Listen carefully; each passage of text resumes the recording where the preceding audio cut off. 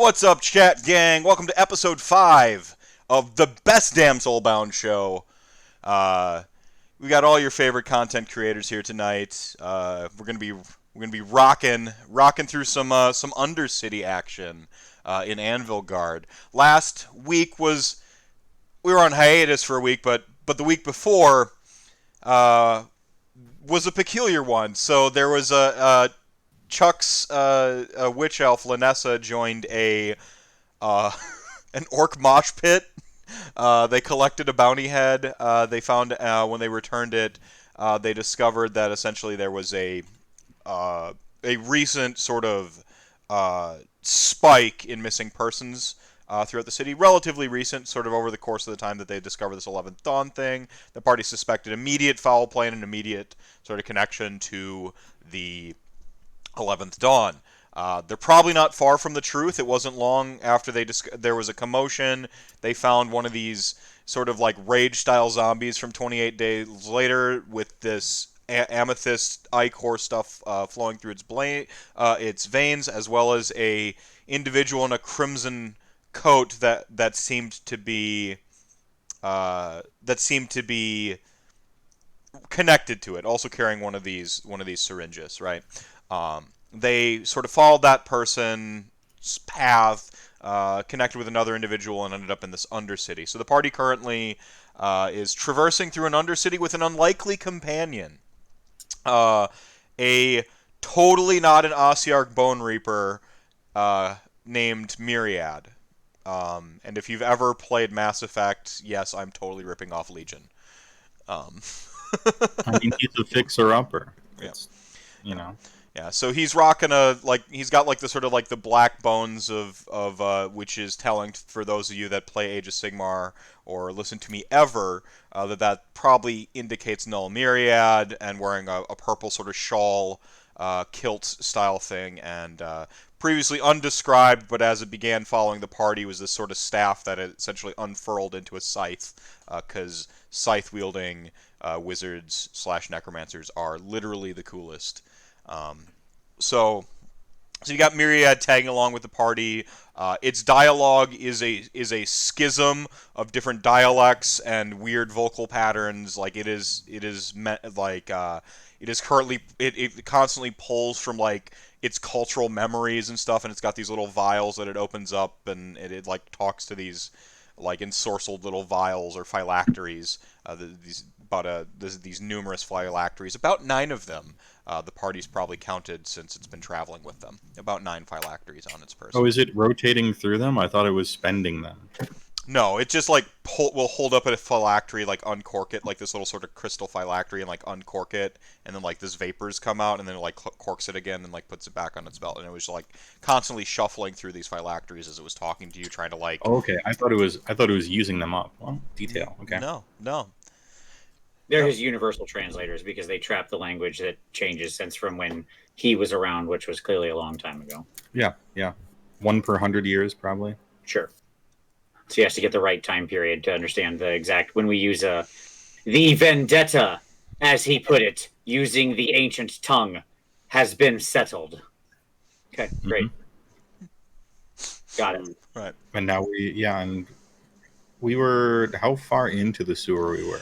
You had sort of just entered beyond the first sort of main threshold, like sort of where the first sort of paths begin to fork, and the first sort of sluice begins to like work its way into the Undercity. Now it's probably previously described as a sewer at some point, but it really needs to be noted that this is an Undercity.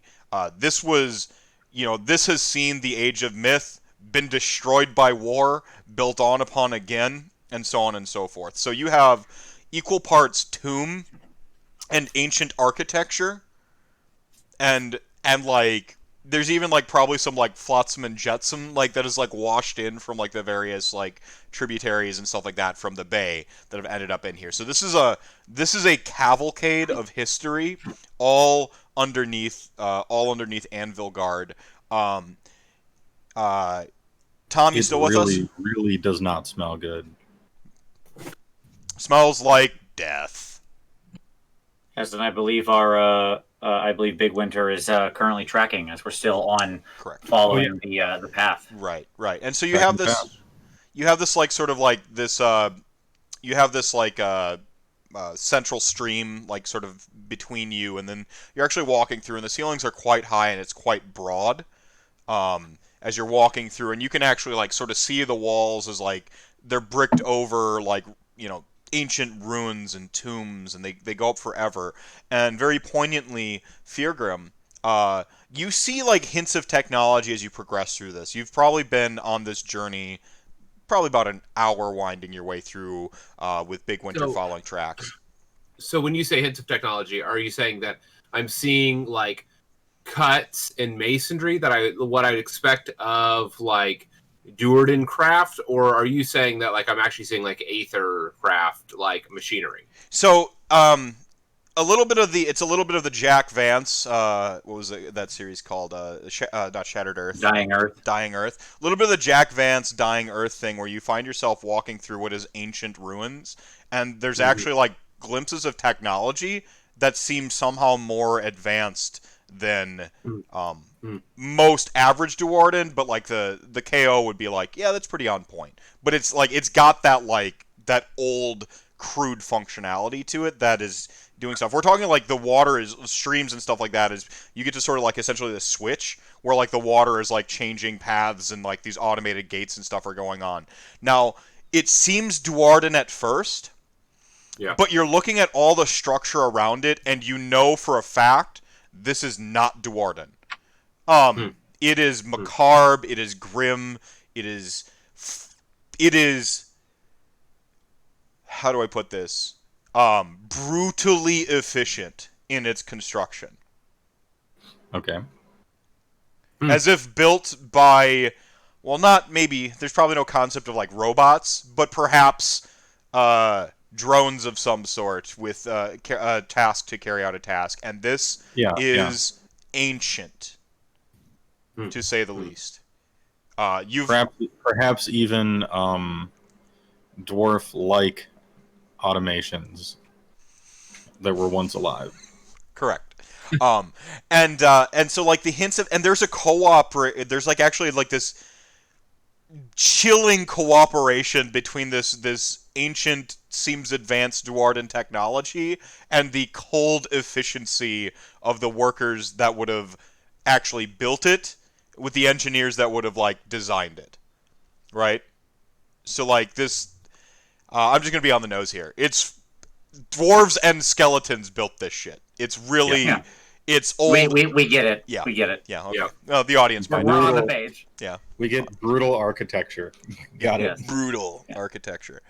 So there's skulls all over it, and like one Nagash flourishes. That's what I'm hearing. Yeah, like a skeleton fell over, and they just kept walling over him, and like built this like sort of grand gate that you now stand before, where like the water's like switching and changing directions, like on this automated like sort of system. Occasionally kicks following the trail. Yeah, occasionally kicks off plume of this like this mist, this jungle, this mist that's gotten mixed in with the water system that they use to spray all the vines up in Anvilgard itself. And you can catch the occasional iconography of Sigmar as well. Like it's this weird gestalt like harmony of like these what would be totally alien like to see together, but it like oddly works as like this in this just like forgotten period. So you follow the tracks. There are like through like you have these sort of like this great sort of gated thing. It is a solid door, massive even by ogre standards. Goes up forever, and that's like sort of the main thing. You can see like the grate where the water rushes through underneath it, and at this point, the water where multiple sort of like channels have fed into it, it's become a veritable river. You're on one side of it. The massive gate, you can't see anything that would denote or obviously open it up, but the path doesn't take you to that massive gate anyway. It winds you off to one of these sort of like smaller, newer, sort of like gated off things. It's got like little like fletchings of rust upon it. This is, quite the understudy. It's okay. I've seen better. I would hate to see what your better is. Well, this is actually built in reality, so that right there is a strike against it. We build most of ours in not. Indeed. Brutalist architecture, says Chat Gang. Yeah, so you have this like sort of graded off thing. It's got like a lock on it. The lock is new, but the gate is old. Okay, and this is where the trail leads. Yeah, the trail leads we to must that. go through it. Yeah, and the trail is becoming less. It's not as easy to follow about this time. Okay. Water's been like sloshing up over the sides, like washing out like tracks and stuff like that. There's now brick and stone as opposed to just like the muck and grime of the like higher level where you kind of descended in. So this gate is very old, but the lock is new. Is the gate thicker than the lock? I mean, it's a robust gate. You know, it would have once served like a proper function, but it shows its age a little bit. Okay, somebody break the lock. I'm gonna look at the ogre. Yeah, I'm gonna try to break the lock. Say, if a weapon has piercing, does that help against inanimate objects? It's a lock. I smashed the lock. Okay. You have a 6-foot lever being wielded by a 10-foot tall man. I don't think this master lock's up to the task. Yeah. Give me a lever long enough, I'll lift a gate. Yeah. It like the chain itself breaks before the lock does, but so like, hey, good construction on that lock. And the chain links like sort of like ricochet off in different directions, and the gate itself, just kind of like creaks open a little bit. You're now on a stone path. These sort of like almost hive-like sort of series of paths and these like connecting streams are all but in the background now as you begin to sort of descend into this darkness. You can all see in the dark, right? Or something like that? I can see in the dark. Skaven can. Ooh, okay. I'll hold up my holy symbol and light it up for everybody so that there's light. Okay. There you go. Well, I can make fire. Sorry, I thought it was like Dungeons and Dragons, like it's just like the whole party has like dark vision as a. I can see in the dark, but ironically, I'll make the light for everybody to see by. That is normally the way. You have to spend a talent for that. You do, yes. It should be part of your build. It's true. Dark vision is one of the most important traits to have. I know. I always play characters with dark vision because I don't. I want to sneak, and it's so useful. But I went thematic here. I actually don't know at all if ogres can see in the dark. Like, who knows? Lore wise in AOS, I'm actually not sure. Who knows if dwarves can? Who knows? Yeah. Yeah, I would assume it's mostly like maybe some dwarves, goblins, and Skaven. At any rate, doesn't matter. We have a big bright light. Yeah, I hold the symbol of Sigmar aloft and cast a holy light. Yeah, your zone is well lit, casting shadows out into the secondary zone, and then it's sort of like darkness and shapes a little bit in this third zone, but not nearly enough for anything substantial. But you have a beacon, and I just want to say real quick, I meant to mention this at the onset. Welcome back, Joanna. I'm rocking my Midwest Meltdown dice tonight that I received from Domus. I would have gotten these at Midwest Meltdown. So I lament, but if you die, you can thank Domus. These are his dice. Oh, I will. I'm not worried. I've cracked open I'm drinking Mountain Dew because of course I am out of a Adepticon 2020 tumbler. Nice. All right. That's nice. Big odds. Good. Well, so I have Excedrin migraine, and I'm drinking it out of the bottle that it came in. I was gonna say this is the show of canceled event paraphernalia. Like he would have had the Excedrin migraine at the tournament too. I bring that. You have to. I don't bring Tums and headache medicine anymore when I travel with Heywoah. I'm like, he's got it. Like, hey, you get a certain age, you bring headache medicine and Tums everywhere you go. Yeah. I mean, you're not wrong. DM Mephisto seems scary, especially with that hair. I mean, who wore it better, me or my sticker, right? All right. So the party continues continues down this like path, now becoming stone. You are now getting to a point where it's like actual architecture and stuff like that. As I said sort of previously. What does that tell me?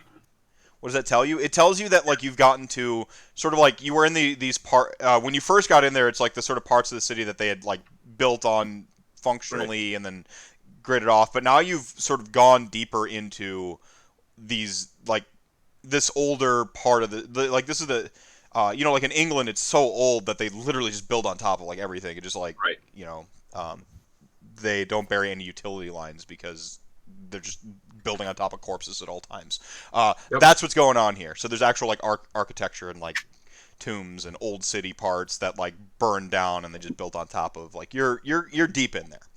Well, what I was actually asking by that question was racially, like, are there hallmarks of construction that I see in the stone?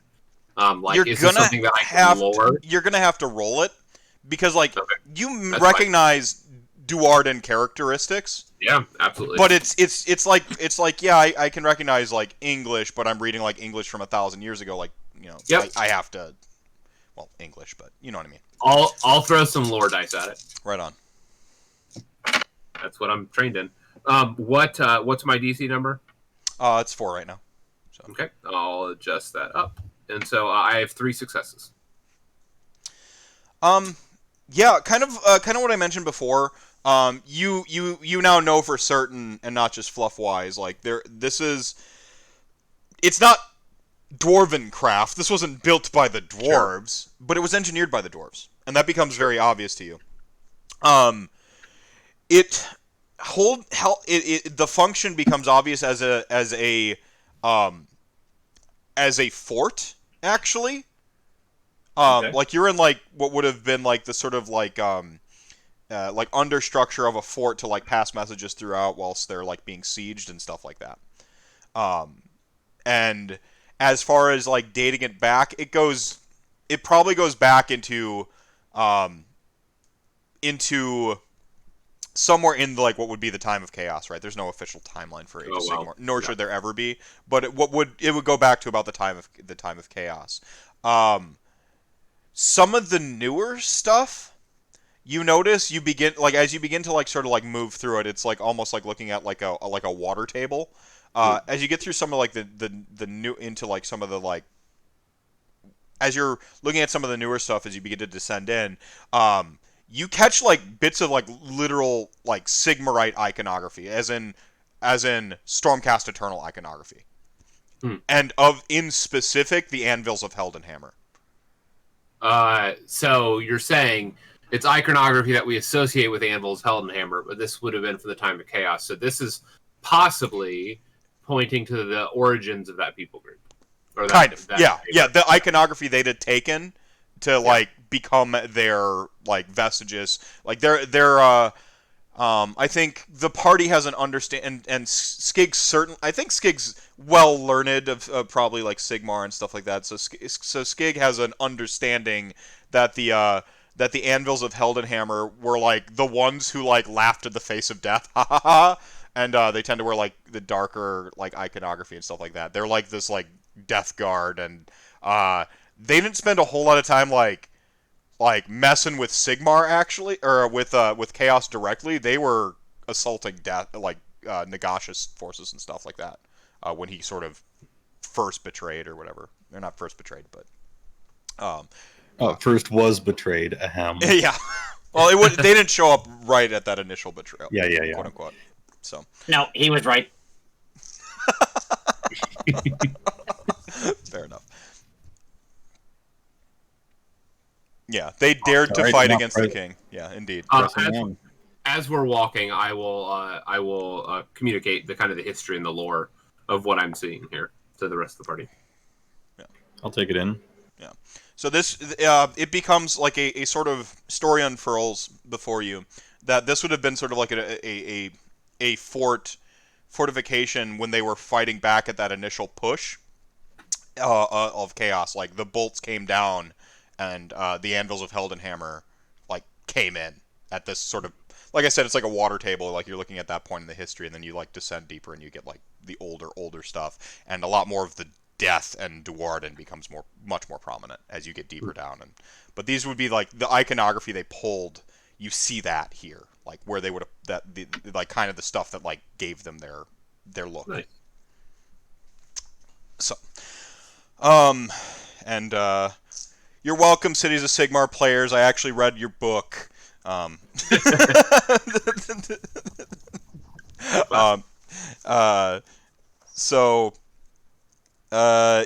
you continue down, and then you hit a point where it's begun to like once again widen out, and you have this sort of like mini, sort of like shanty town type, like we call it what it is, layer built atop this like this like sort of ancient awesome history, and then like essentially like inlaid shanty town of shacks, new wood, plates of metal and scrap that they managed to like get in, like the hull of a boat, like half the hull of a boat or whatever, and one of those streams that was sort of beside you and went under like the sort of sluice gate, one of those sort of empties out into like a small bay here. There's a source of water. There's not really any vessels in it, by the way. There's not like they're not going to hop on the pirate ship and like drive back up the river, but there is a water source, and you can see some like crude like purification pumps and stuff like that coming out of it, and tubes of water, and like things being boiled, and yeah. Do we see people? How many? Let's put this in perspective. Did we just wander into the village from Futurama? Not as like mutanty, but yes, like a little, Okay. like a little bit. And there are. I was thinking the Goonies, the lower Goonies area. Yeah. With the pirate ship and everything, except with some dry land for Hooverville or something in it. Sure. Also a good reference. Yeah. So how many buildings are we talking about here? Like, how is this? Have we wandered into a colony, a well-established group of clearly hundreds of people, or have we wandered into the weird retreat in the Undercity with like 10 shacks? You've wandered into the weird retreat with like 10 shacks. Okay. This is a hideout, a well-concealed hideout. If you didn't have a master tracker from like a now extinct Alfro stun. Skig absolutely thinks this is insane. Like, we walked for maybe 3.5 hours to get down here. They could have just rented a building somewhere in Anvilgard to put their kidnapped people in. This is madness. How can they? This is way too far to have to transport people. Nice. Right. There are other paths leading in here. You're kind of like you're descending down, and you're up on like a small landing or a lip, and the path like winds down on like a nice pronounced ramp, and at the base of the ramp you can actually see torches. Okay.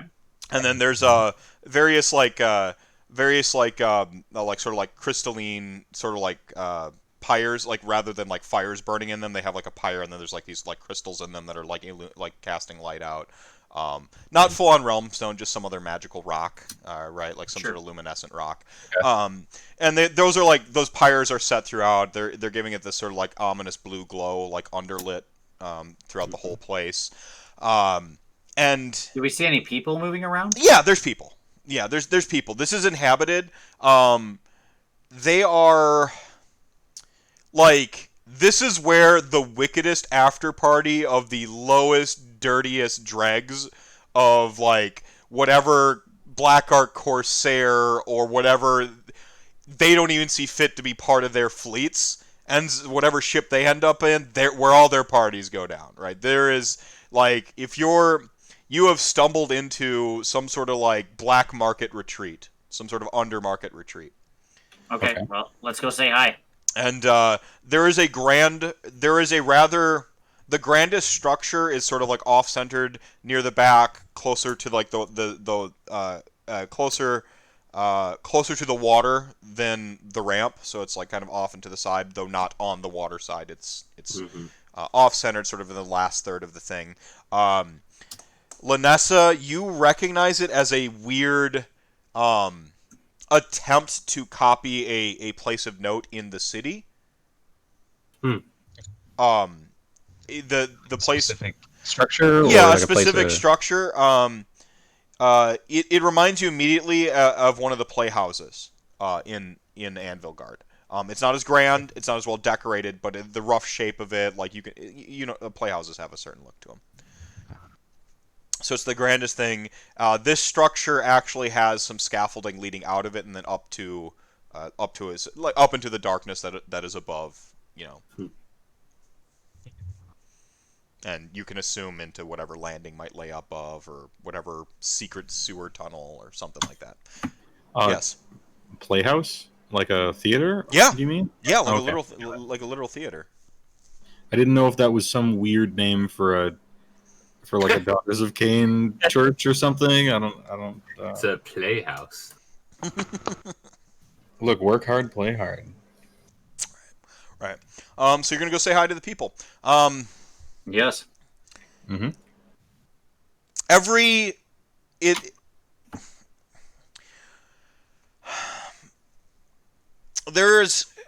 It's difficult to get a gauge of how many people are down here, but maybe 50, certainly not 100 in general. There might be if there's a big rush of people for something, there'd be that number might fluctuate up another 20. It's not huge. Well, it's a hot tourist destination, I'm sure. Oh yeah, it's the best. Yeah. 5 miles down the sewers. Am I still kind of tracking, or now it's just? Yeah, you kind of lost it once you ended up in that sort of the water table of history type thing. It's fine. We'll walk in the middle. I mean, there's a bunch of people. Yeah. And it's lit. We'll walk in and hello. Sorry. Hello. Are these people human? What are they? Humanoids, right? Okay, so if we see humans, if I see people that look roughly human, hello humans, we are looking for kidnapped citizens of Anvilgard. Do you know anything about either a cult that might be kidnapping people, and or are any of you kidnappees and or kidnappers?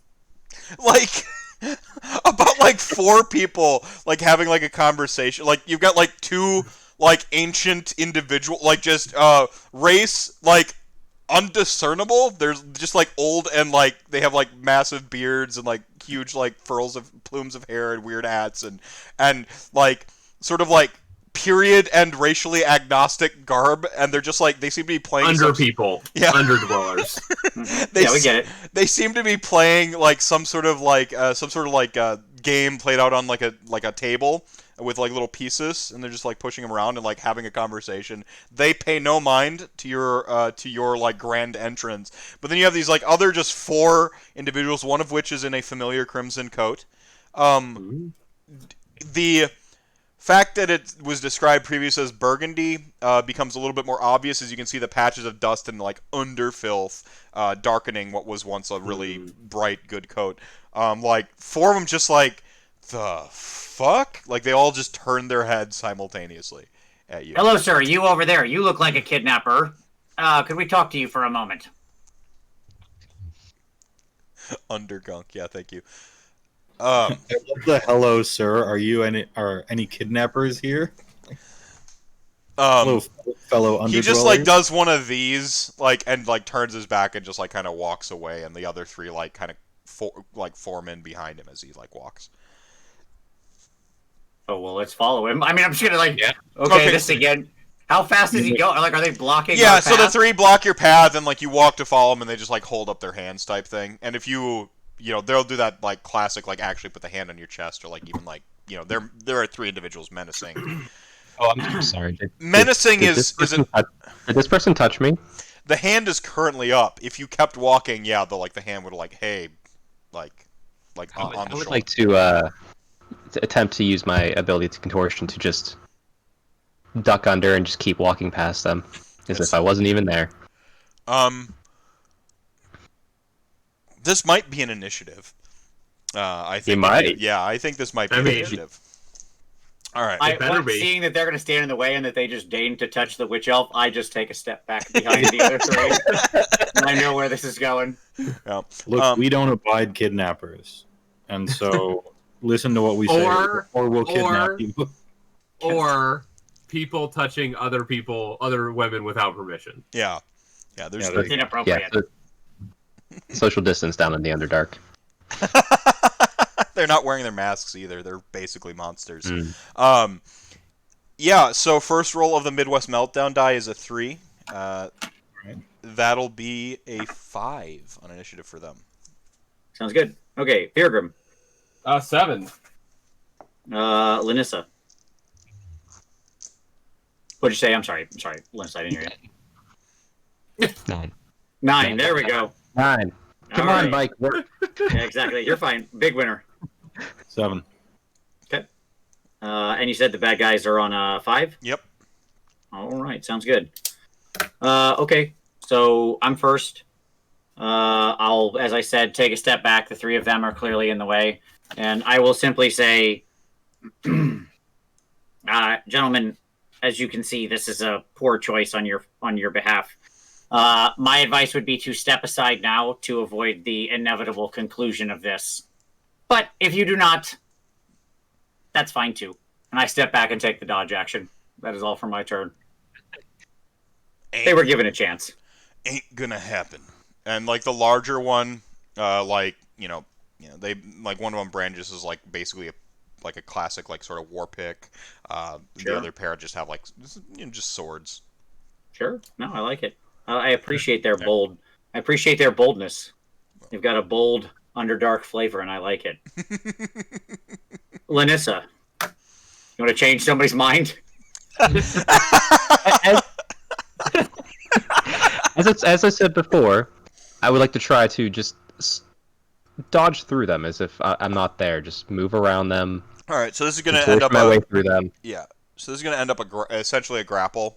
You will have advantage on account of your contortionist. Opposed to athletics.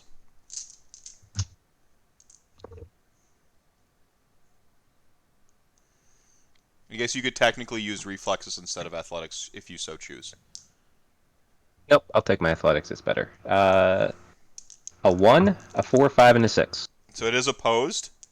So how many successes? 4s up. 3. 3. It is a push.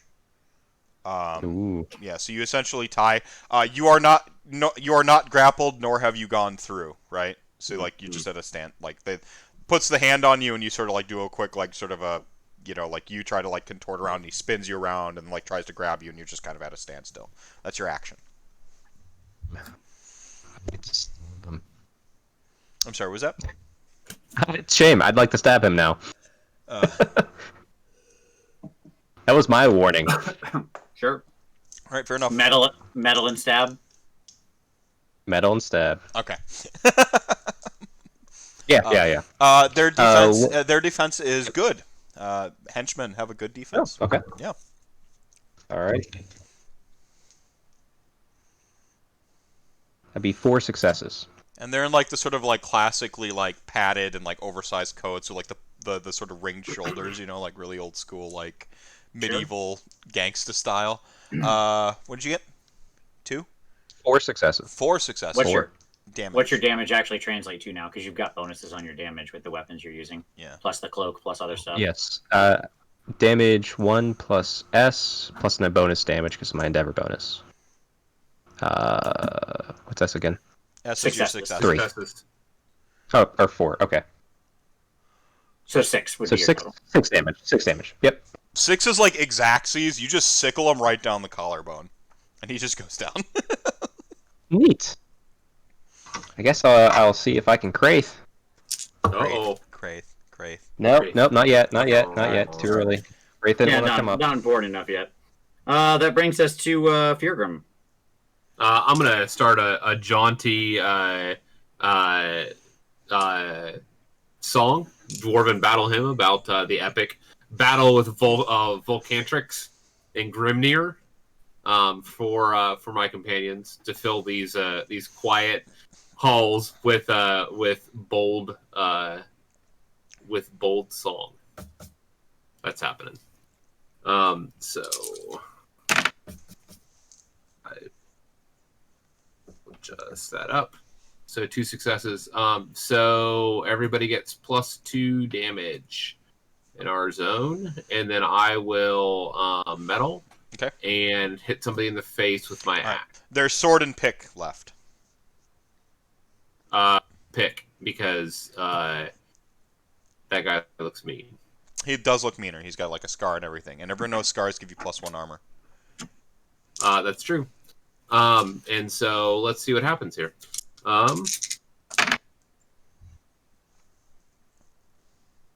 Just that up one.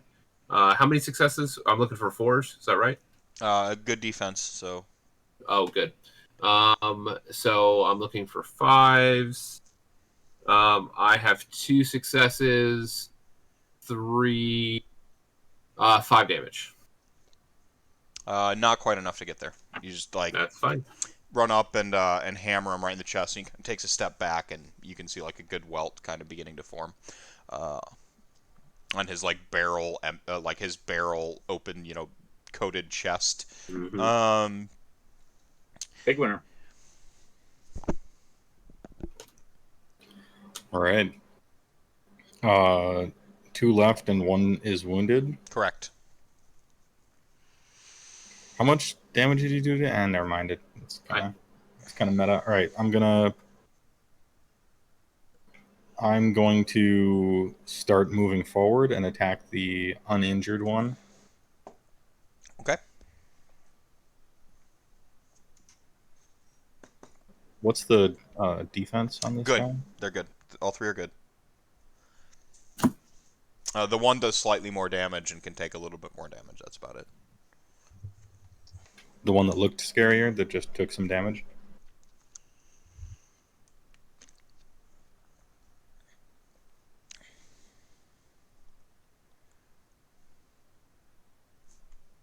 That's 3 successes, 2 6s, so it ignores 2 armor, and he's giving me +2 damage. Mm-hmm. So that's 2, 4, 5, 6, 7 damage. You run him through with your spear, with your pike. Just pops out the back of the coat. My How far guy's away- How far away is dude who was? They're all. Is he It's like- all in the same zone. Like there was like 3 of them kind of fanned out slightly. Yeah. No, I mean the guy who turned around and was leaving. Yeah. Walking away. Yeah. You've lost sight of him, like sort of on the other side of like a building or something. Like there's some cars. Oh, about so him. he booked it then. Okay, got it. Once I the didn't know if he combat was overwhelmed. started, he cut loose. He pieced out. Okay, then I'm gonna finish off the wounded one with a medal. Okay. He's stunned. I don't know if that changes his defenses at all. His defense would go down 1 step if he's stunned. So he's There you go. And he can't use metal. No, I had 2s and stuff, and I want to make these 5s into 6s instead. So, 3 successes, only 1 6, so I ignore 1 of his armor, and then it's 7 damage. It's like he was already like a little bit wounded. You skewer him. He is a shish kebab. There's some overkill. You probably plunge his body into the ground. Like you just take care of him. After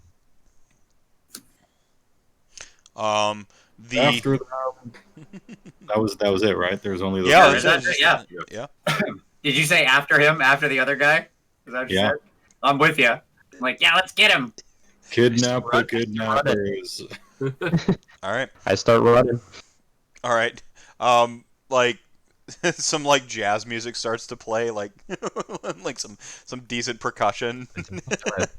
Keep off through the city. Let's go. Yeah. Turn around a corner, they overturned a watermelon cart. Yeah, it's a cabbage cart because I've been watching a lot of Avatar lately, so it's like cabbages are just spilled in front of you as you turn the corner. My cabbages! Shouts somebody. You leap over the cabbages. Plate glass window they're carrying across the street. Yeah. Yeah, it's like a thatched roof, like you bust through the thatched roof and like the hay, like the straw, like flits out like explodes out everywhere. Hey, watch it, buddy! I'm walking here. Like, and suddenly, like just Brooklyn. It's like Undercity Brooklyn. Yeah. So you're gonna do a group challenge. You're essentially You're all going to go ahead and roll in athletics. You need 3 successes. The DN is 5. It is unfamiliar territory to you. It is his area. So cool. Nothing.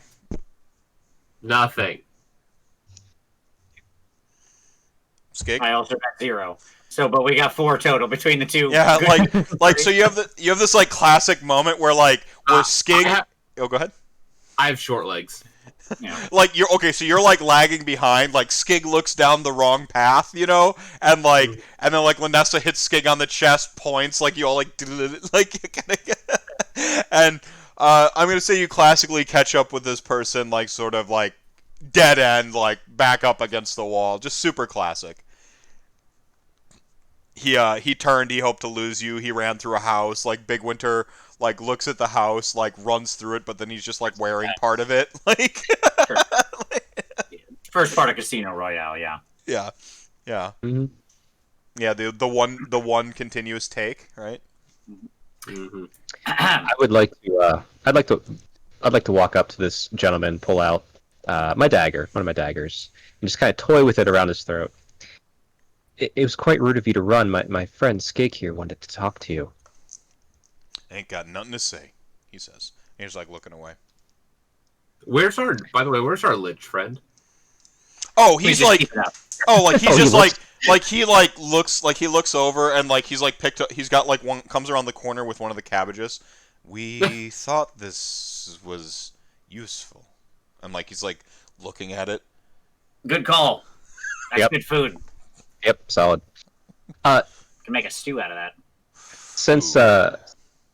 Since he's looking away, I would like to take my dagger and stab him in the thigh to make him kneel to Skig's level, so Skig can properly talk to him. Yeah, Myriad like grabs one of the vials and like tries to like pull some essence from the cabbage into the vial, and like his like animated skeletal face, which is kind of eerie a little bit, but like it like seems to frown and he puts the vial back on it. Curious. And he like sits down like full lotus and like studies it with his like scythe like up. It's Sylvaneth.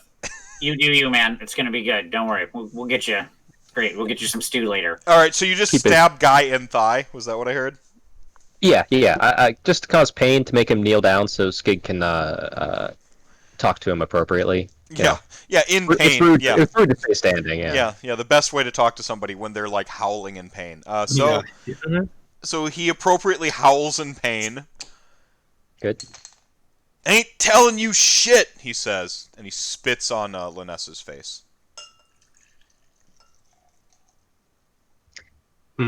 This is problematic. I'm waiting to see. I'm making sure Lanissa doesn't stab him, which I would understand if she did. There's always more kidnappers. Well, she But- stabbed him once already.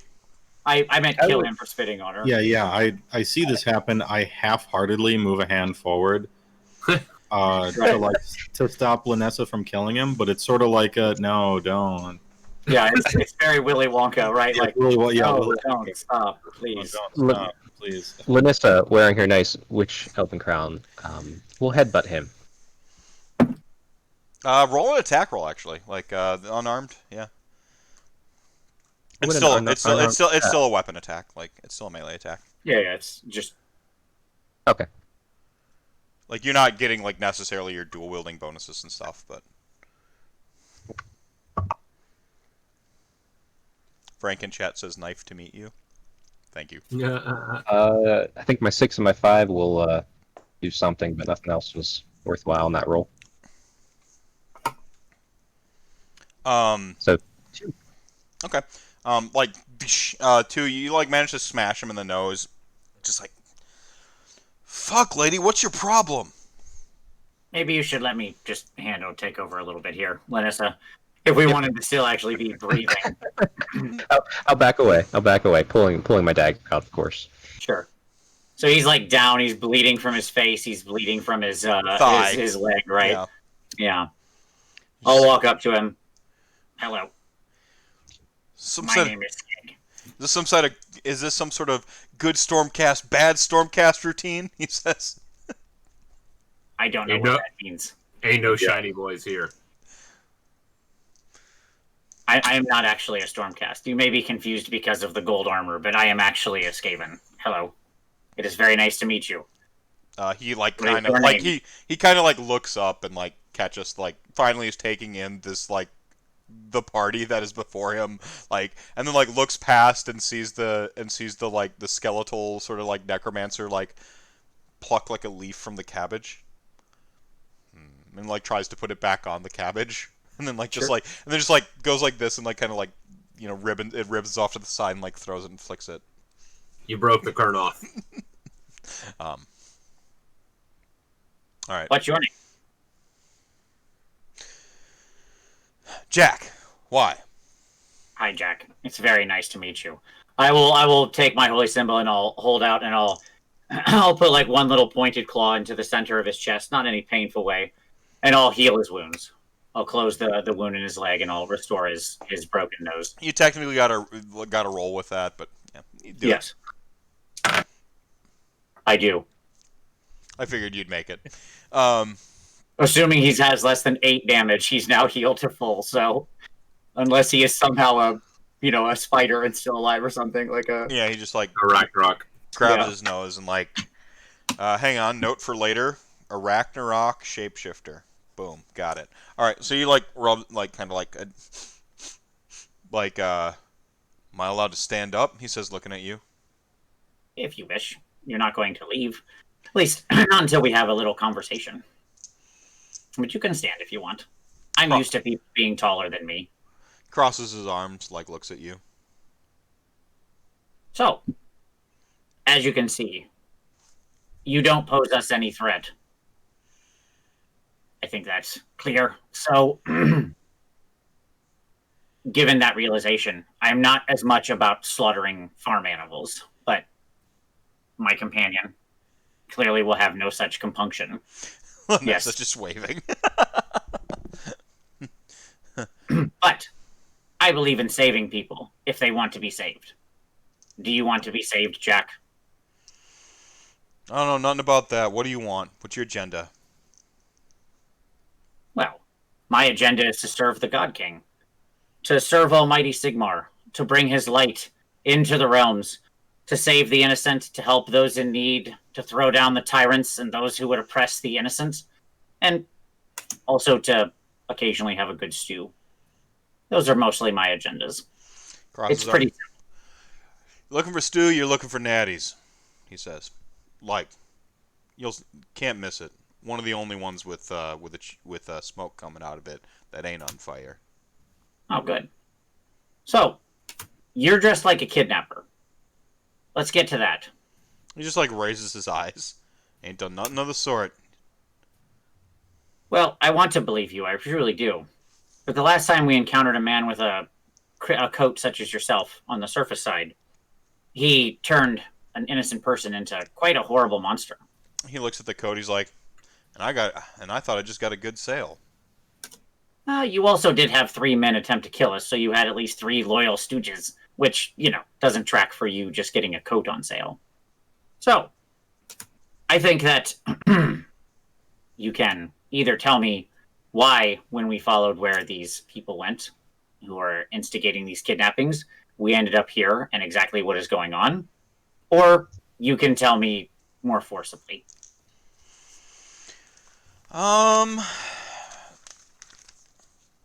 Skig, why don't you go ahead and give me a guile? You're trying to convince this individual. Sure. Happy to.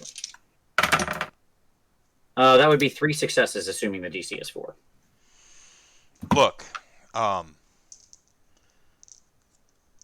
job comes in, you don't look too close at what it might be.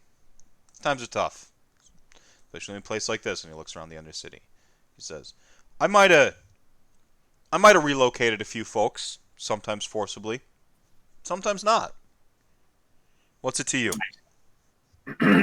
Well, it's quite a lot to me. But knowing that you are, in fact, somebody who helped kidnap does solve my next decision. So then I push my hand back, I push my claw back into his chest, and I say, I think it's time you unburden yourself of all of your sins. Okay. Yay. Roll me a luck check, and I know I'm supposed to do an opposed here because it determines successes with his his determination. Yeah. I rolled a 3 on the luck check, and yes, it's his determination. 4-1, he's rolling his soul determination against my soul devotion. Who in the party wants to just roll a straight mind? I can do that. That's fine. Me. Just You see, in slow motion, Skig is wrapping the rosary around his palm and going to like move the holy symbol forward. Straight mind is 2 5s and a 6. All right. You recall the last time someone in a red coat was told to unburden themselves, something stopped them from doing so? Mm-hmm. This may not be the best course of action, given what happened last time, Skig. It may not, but I have faith. So 4 successes. You begin to desiccate him again? like, ah! Like he seems like he's howling in pain. He can answer like a question before he's gone, though. Who did you kidnap the people for? He managed to get out a very guttural, crimson water. Cool. And then his mummified body is steaming. Just like He's a god of mercy. Is that right, Skig? Who? My god? Sigmar. No, he's a barbarian king. we punish the evil and save the virtuous. This is a kidnapper who just openly admitted he stole people from their lives and sent them to their deaths. I see this as holy vengeance. This seems to be a nice, easy solution. These guys just die when you get them to talk, so now we know we've got a secret weapon against everybody in this cult. If it should come to some kind of powerful leader, I'll just have them unburden themselves and they'll immediately evaporate. It's a real ace in the hole. Yeah, and they cook themselves. Indeed. I just shake my head and walk out of the alley. I mean, this is an impressive god. Sigmar, as I understand him, is a barbarian king god of righteous vengeance. Yes, that's exactly right. People who worship him use words like good, but I feel like that's artistic license. Indeed. It's really more about those who follow chaos, the heretics, those who seek chaos and destruction getting what they deserve. Those who don't, getting helped. It's quite simple. This man got what he deserved. Unfortunate, really. I like human gods. They're simple. Yes. The just are rewarded. The faithless and the heretic are punished. There is no more complexity to it than this. Also, he seems to be a pretty okay cook. Well, you want to take this guy for rations, or do you want to see if I'm already putting him in the barrel? Yeah, it's just really, it's really handy. Yeah, he's probably very. I mean, I imagine he'll keep. You probably don't even need to salt him much. Oh, but I will. Okay. Well, let's go check out that restaurant that he mentioned and see if anybody else is around. See if anybody knows about this Crimson Water Playful. I imagine that's like a pirate organization. That's what it sounds like. Mm-hmm. So, I need to clarify. It's not Sigmar desiccating them. It seems to be some we other. understand. Yeah. Okay. All right. Yeah, no. we're the We the characters players get it. We the characters have decided to invoke an alternate explanation. Okay. All right. Perfect. I love Yes. this. All right. kind of like how Skig, by any objective view, definitely doesn't really follow Sigmar No, or he exactly does. his teachings or anything Okay. like that. But he does in his own way. He does it his heart. He's trying. I love the. It's a big tent party. I love the description of his Bible. Maggotkin and stuff got reforged in some stories. So Torgbug. I figure if Sigmar really wants to fix things when Skig dies, or reforge him, set him straight, and there you go. All right. Yeah. So you've heard this Crimson Water, and you kind of like step out the alley, and it's at that point. I mean, pretty loud, right? Like on a scale of 1 to loud, was that loud? You're in an under cavern. There, it tends to echo and carry. His screaming death throes as he cooked from the inside out. It probably had some noise to it. Yeah. Volume. So we come out this alley like Anton Chigurh at the end of No Country for Old Men, where he's like looking at his boot and just like, oh, nothing to see here. The screams are still echoing. You will find the streets quite vacated at this point. Myriad lifts its body up on the heft of its staff scythe, whatever, and just has since found like a satchel and like put the cabbage in the satchel with it. And the party like looks off and sees that sort of playhouse, and it says Crimson Water Company. There it is. Okay, great. Let's go check that out. Oh. And it says Crimson Water Company presents, like... Wait a minute. Is this like a playhouse? Like, is this one of those things that humans do where they pretend that they're other people? Is that what this is? Wait, the what?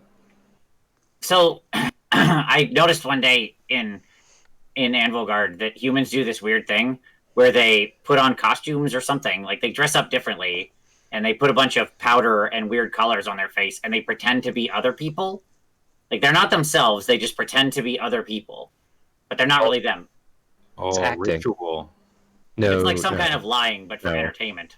It's like entertainment lying. It's entertainment lying. It's entertainment lying. Let's go with that. So you two are right. Is this a political thing? I have no idea. It makes no sense to me. Why would you do? What a waste of time. I look at the two of them.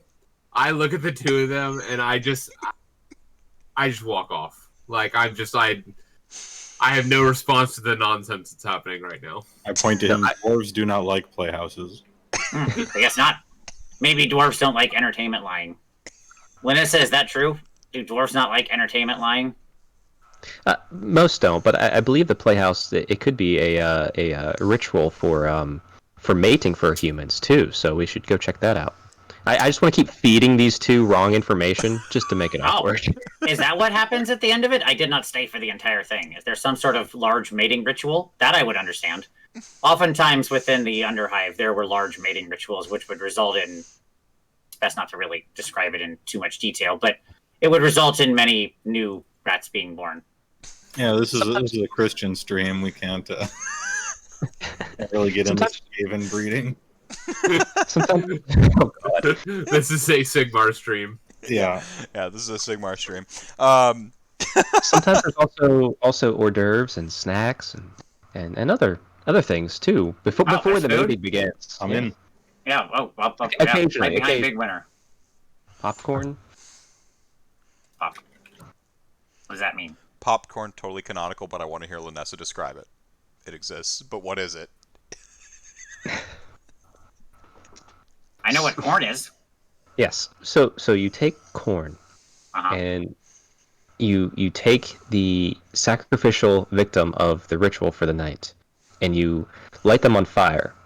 Okay. But as you're doing this, you wrap the corn inside some a wet burlap sack or some thin sheets of metal, something, and then inside of it, the kernels will pop off, and it'll make the corpse look like it's dancing. It's humorous. It's hilarious. We used to do it all the time as kids back at the temple.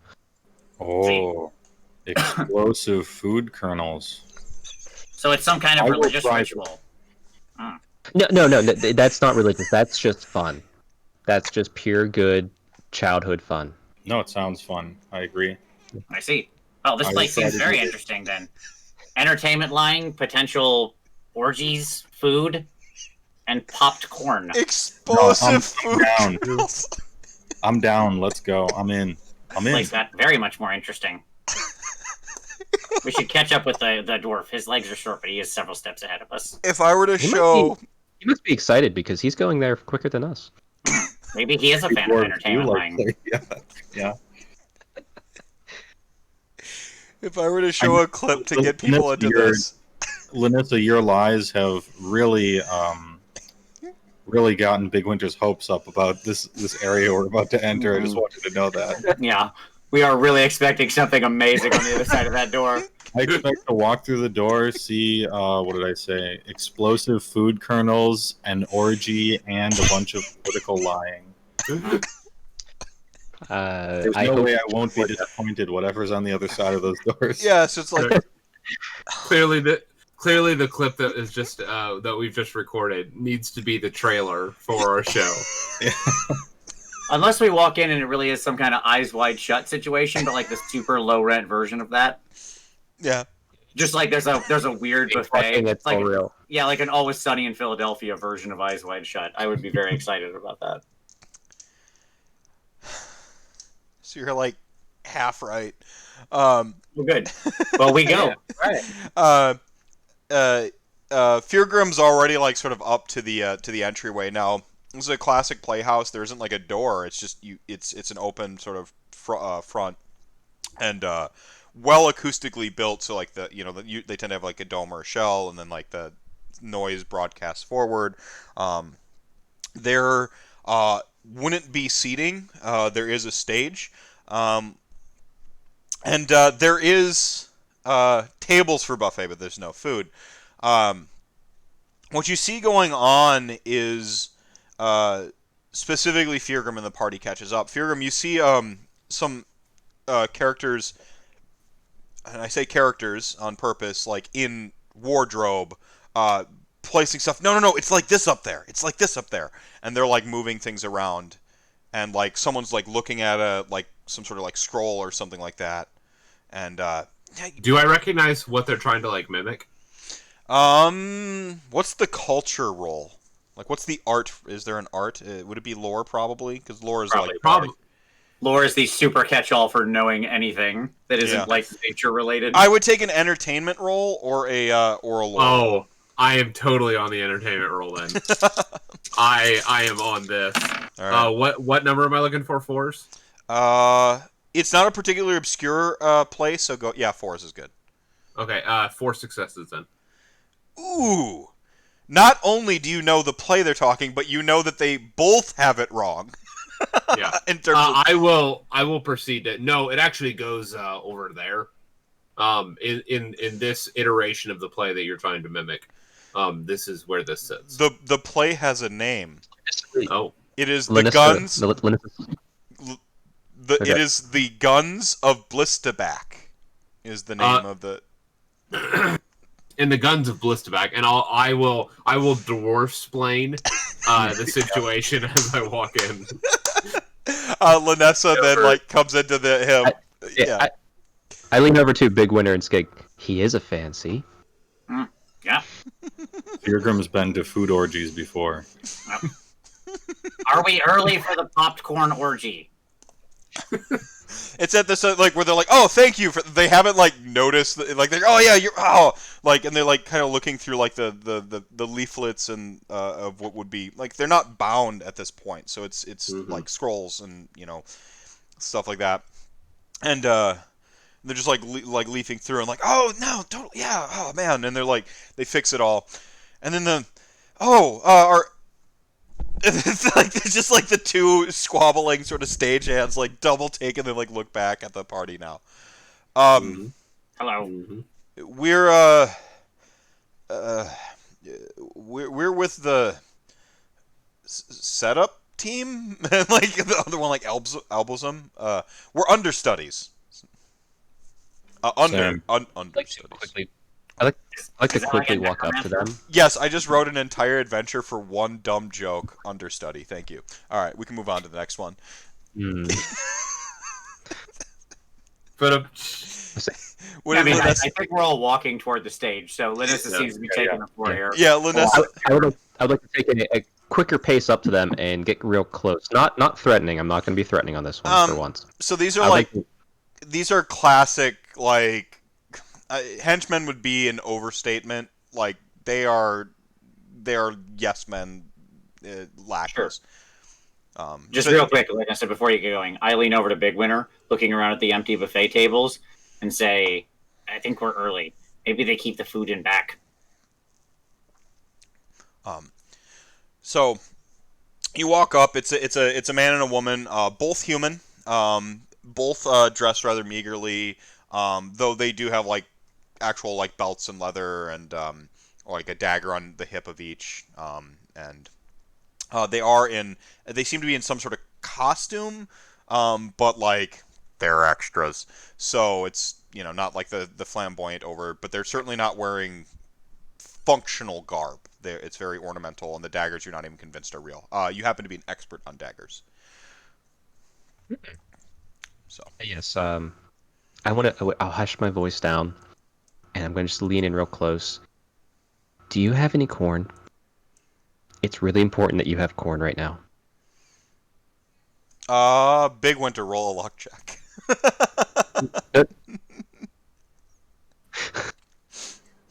6.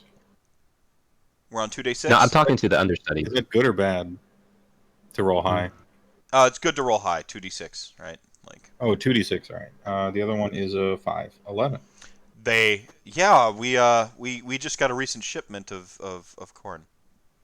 Side note, that probably saved your life. Yes, I know. Thank you very much. Yeah, actually like a massive cart just recently came in. We were looking to like dole it out to the city. It's parked out back. Or not the city. Like we're gonna dole it out to some of the goes to say a word and gets elbowed by the woman. No, it's okay. We're colonel inspectors. Roll a guile. I'm about as good at that as my role playing suggested. Good. I hope you roll a 6. No, I have 2 dice. My mind is 2. All right. We're All good. right. All right. Big brain ogre over here. What's my target number? 4. All right, so that would be 1 success, but it's a 6. Because it's a 6. The man seems utterly convinced that this is a real thing. Because if we pass it out and we gave them bad, they could get sick. I mean, food is, and like they start like, yeah, I mean, food is kind of a.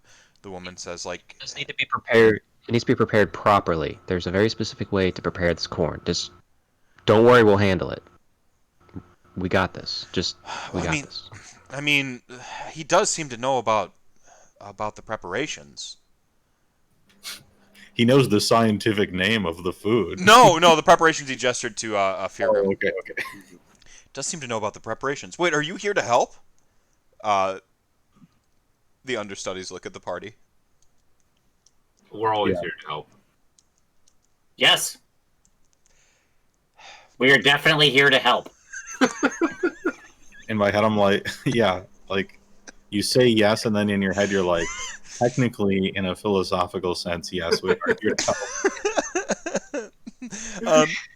I guess, if you want to help us finish getting set up for the big event, and then I can show you, says the woman, I can show you to the carts. And she says to Bigwinter, the colonel inspector. The colonel, really. Yeah. That's the colonel commander. So... call me a hacker because I just got kernel access. There are pull out a potato and get the rootkit going. Yeah, so you're led sort of off like out of a side path. Again, it's open face in the front. You're led out a side path. You wrap around back, and there's 3 carts. One of them like burlap sacks filled with literal corn on the cob, and then like several other vegetables accompanying. One of them half filled with cabbages, though not fully filled. In this point, like Myriad is like, is this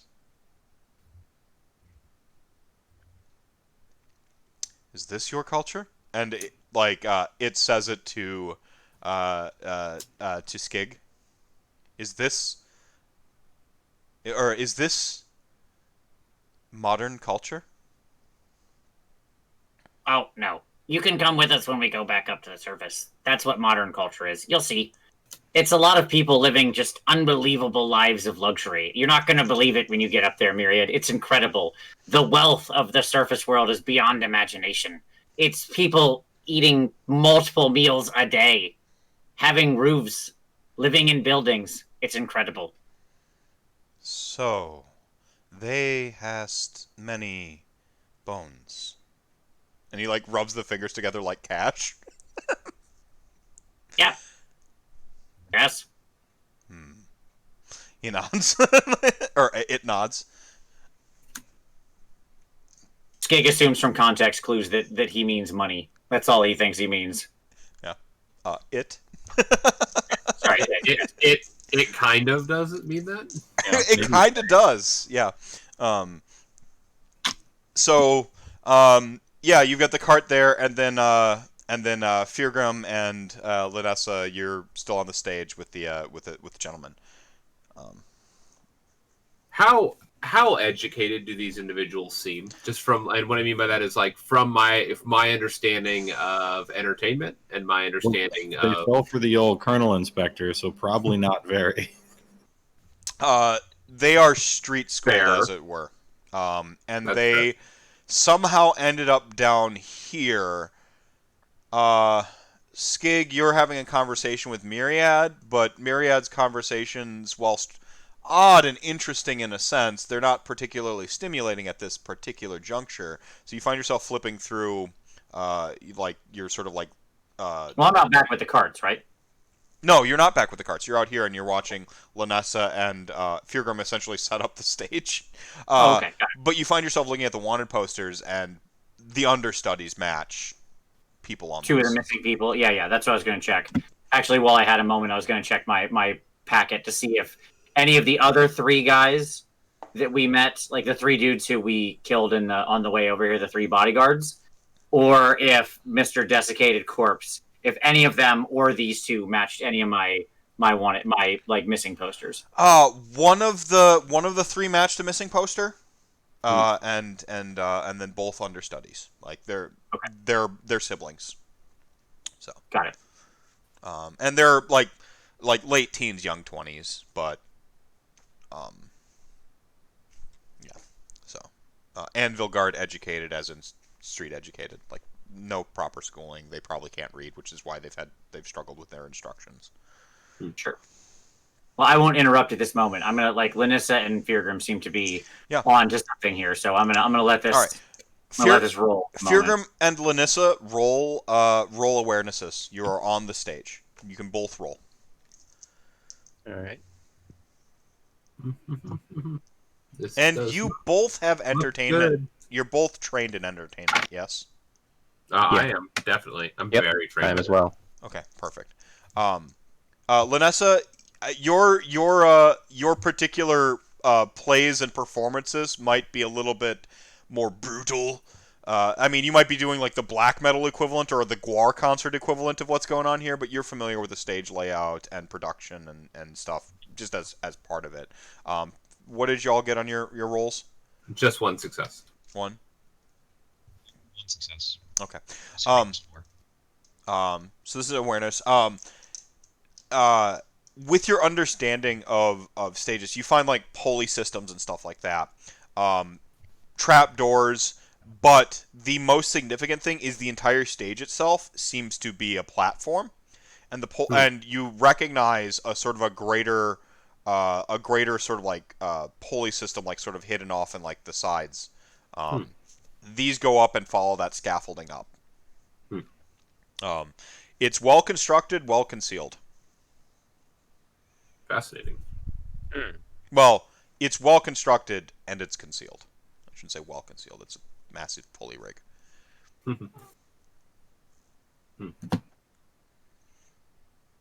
I'm gonna actually inspect the kernels. Like you open up like a bag and like reach in. Like I follow through with the act. skit. Yeah, I'm gonna actually give them a once over. I have residual food knowledge, I suppose, and just kind of make sure everything's good. I'm strike up a conversation with the one that brought me back here. You know, Yeah. So when did you start working for these guys? For the The water company, she Zone says. Waters. Yeah. It was recent, relatively so. We just, to be quite honest, we pretended we knew some stuff we didn't, just to get out of what could have been more unsavory duties. Yeah, there are worse fates than preparing corn. How did you end up in the kernel business? I've never seen someone quite of your stature before, down here. Well, my whole tribe was killed by agents of Nagash. I actually get into. I just tell him, Well, him the fucking story. this is the her. Um, I give him the lore. I'm telling You him a tale basically as I'm unburden looking at this corn and musing over it and lighting a little bit of it on fire to see how it pops, so I can try to replicate that later. And yeah, I give him the story. So 30 minutes later, the stage is set up, and you're like, and well, that was and you're both like eating like. That was my cut to him. Like the rest of the party can Yeah. do whatever they want. Like this is happening during until it gets interrupted. Yeah. So the part like we have like a time lapse of like the whole story and like the carts, and I'm sure you've been sampling some of the food as you've gone, and like without noticing like one cart of vegetables is gone. Deanna ate that guy too. Well, the girl. Oh, you mean the one you collected? Yeah, the barrel guy. Yeah. Yeah. But not obviously. I don't want to make the kid afraid. I've noticed that humans are a little squeamish when you eat humans. Tends to unsettle them a bit. Yeah. And so I'm just reaching into the barrel and pulling out jerky, I suppose. It's almost literally jerky. It's been dehydrated.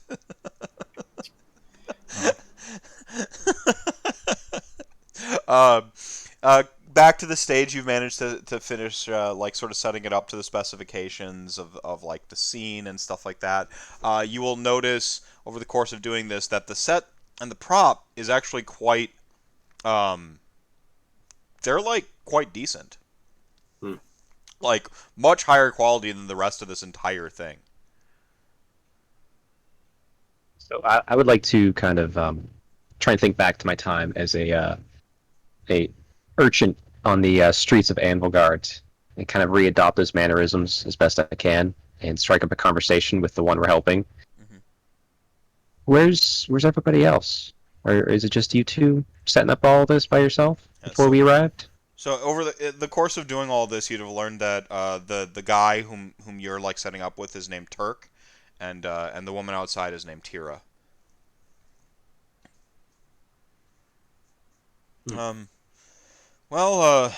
Tira's had the bright idea to make sure that we didn't have to do the other stuff. We pretended to know about the Court of Knaves, and here we are. Right, the other stuff, and I wink. What other stuff did you get out of? Not quite certain. Just Tira got a bad feeling. She's never wrong with her feelings. Well, there's one time, but Ma's in a better place now. Praise King. Praise King. I just shift the subject away, trying This is gonna be a tough to get a crowd in here. Yeah, I mean, it's mostly just been rehearsals so far. We're not really allowed to know much more than that. How many do you think is on going to be able to fit in this play? Oh, this isn't a real playhouse. He laughs. This is just for practice, for the real thing. Oh, that makes sense.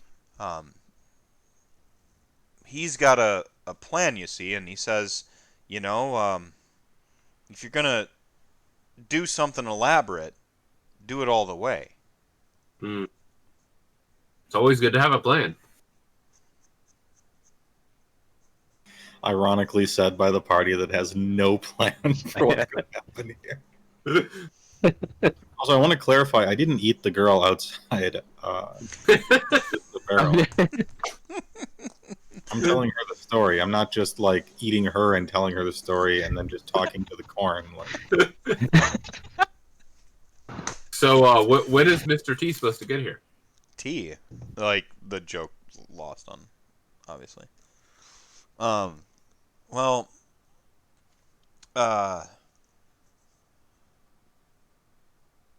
was his name? I'm not sure what you call him. Diaz is his name. He seems to be the one that everyone listens to. You know, he's got the fancy red coat. You know, not just the plain one. He's I don't know. I don't know what he's doing. Why he made us build this thing. Why he made all of us build this thing. Practice, clearly. Right, but yeah, I guess practice. Tira, Practice makes perfect.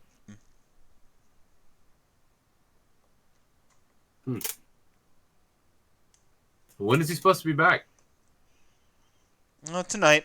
It's hard to tell when day and night is, though. Could be a couple minutes, could be a couple hours. How long have you worked for him? Could have been a month. Sure, Like, sometimes. Life is hard. I get it. Say, I mean, we thought you were sent here to help us, though. I mean, what do you know about what they're doing with this? They haven't given us almost any information. Huh. Other than be here and lend a hand. Did you get one of these too? And like holds up holds up one of the syringes. This one not as ornate as the most recent one you encountered. Nope, ours got used up on the surface. His eyes widen. You mean? And like Turk leans in and is like staring at your eyes. Not on me. Come on now.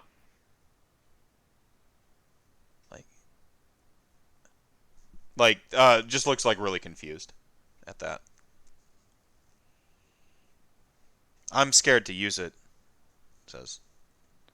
Tyr says we shouldn't. Well, it had. I'm gonna describe what I saw, like when it got used, right? Doesn't believe you initially and laughs, thinking it's a joke. And then I will attempt to be persuasive. I'll double down. I'll be like, no, this is what happened. You don't need to roll.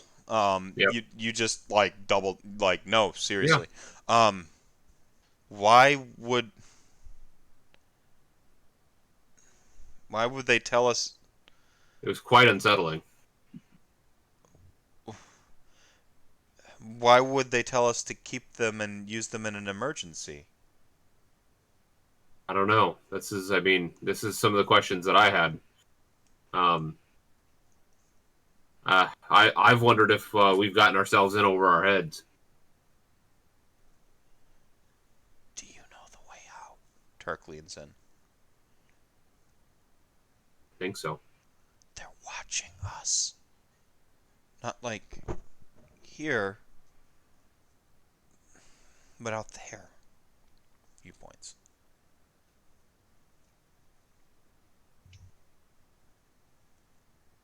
Well, they know all the ways out. They never let us out.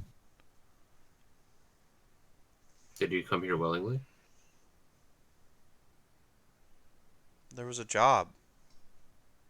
Gotta eat. Fair. Understandable. Have you seen the shipments of corn they get in? I mean, better than anything you get working the docks. I have not. Inspector will be the judge of that. Well, you think you could slip out? Where would I go, and not without not without Tira? Well, we could give you the give you directions if this is something that you're not interested in, because I mean, it is legitimately confusing and scary. But they'd see us. Oh, I'm not so sure about that. I suspect there might be a little bit of a ruckus later. Might give you an opportunity to slip out. You're not one of us, are you? I never said I was. I said I was here to help. Hey. We can take a you had another thing to say? Nope. I give him a very like kind-hearted but kind of like paternal stare. Like, you see hope return to this person's eyes for the first time. All like this was just a person going through the motions of what they're told because it's like the dog thing, like just beaten down and made to do the stuff. But for now, like that legitimate hope. We'll go ahead and take a quick like Act 1 intermission. Come back to some stuff. So use the restroom, get more water if you need it. And this is your opportunity to interact with Joanna, Kicker, Frank went to bed, and whoever else might be watching. I'm glad we're inspiring. I'm glad we're inspiring the urchins here in our own ways. Mm-hmm. I mean, not all of us are terrible people. Whether it be paternal, soft advice with a stern, strong back, or stories of how much shit I've eaten. I'm gonna teach them how to stab people with those daggers. I mean, it might be helpful. So, so the stage looks like it's ready to like collapse or like be a big trapdoor. Is that what you figured out? I didn't quite catch what the that there's a pulley system that would like allow it to raise is I think how that works. Oh, not down, up. Okay. Right. Okay. Yeah, I thought it was like a big trapdoor into something, right? No, that's not the sense in which I got. Yeah, I got go up as well. Yeah. And we are the two characters trained in entertainment, so How many people translate are to real life. exactly here? Say what? How many missing persons exactly are there? I know we're at -1 right now. Like, can't be helped. Sure, I found 3 out of the list. These 2 plus one of the guys that we had earlier. Right, but how many are in the list, like in total? Oh, I grabbed dozens. I mean, there was like a shit. Okay, like a yeah, bunch. yeah. All right. Like I've got a big book, and not all of them necessarily are going to be. Not all of them might not necessarily be this. I mean, Anvilgard is a rough place. One has to assume there's just some. I mean, just random disappearances mixed in. kidnapped doesn't mean you aren't bad, right? So we found one of the bad ones. It's fine. Yep.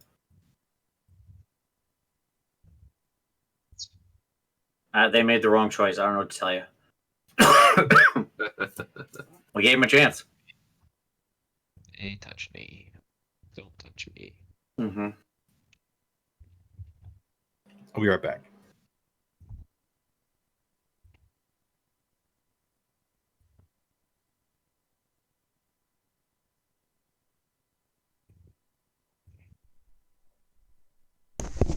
So I assume we're just going to chill out and let this play happen, and then like interrupt the whole thing once everybody's here together.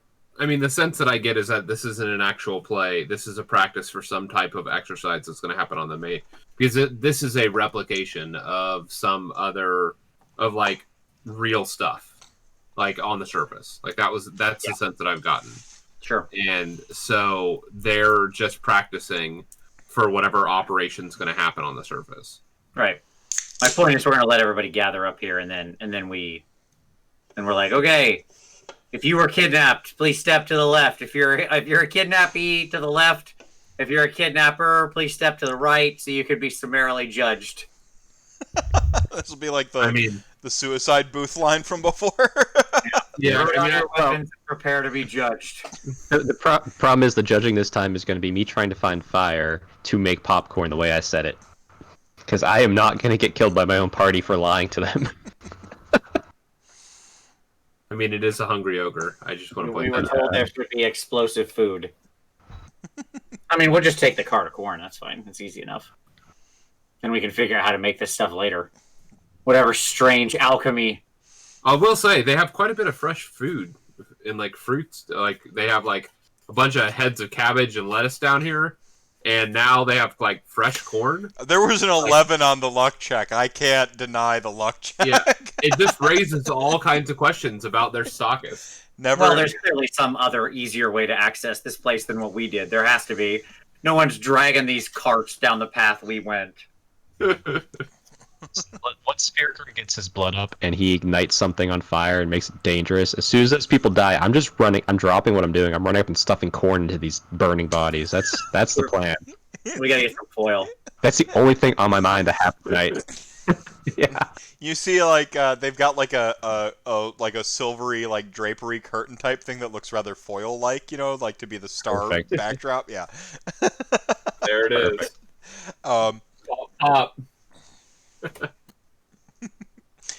Looks like we're waiting on Heywoah. Nope, we're not. He's coming back. Yep. See, I'm dual fisting tonight, water and beer. Healthy.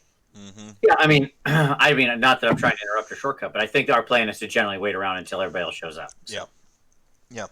And like after like Yeah, we've had this exchange, I will advise us to kind of make ourselves small.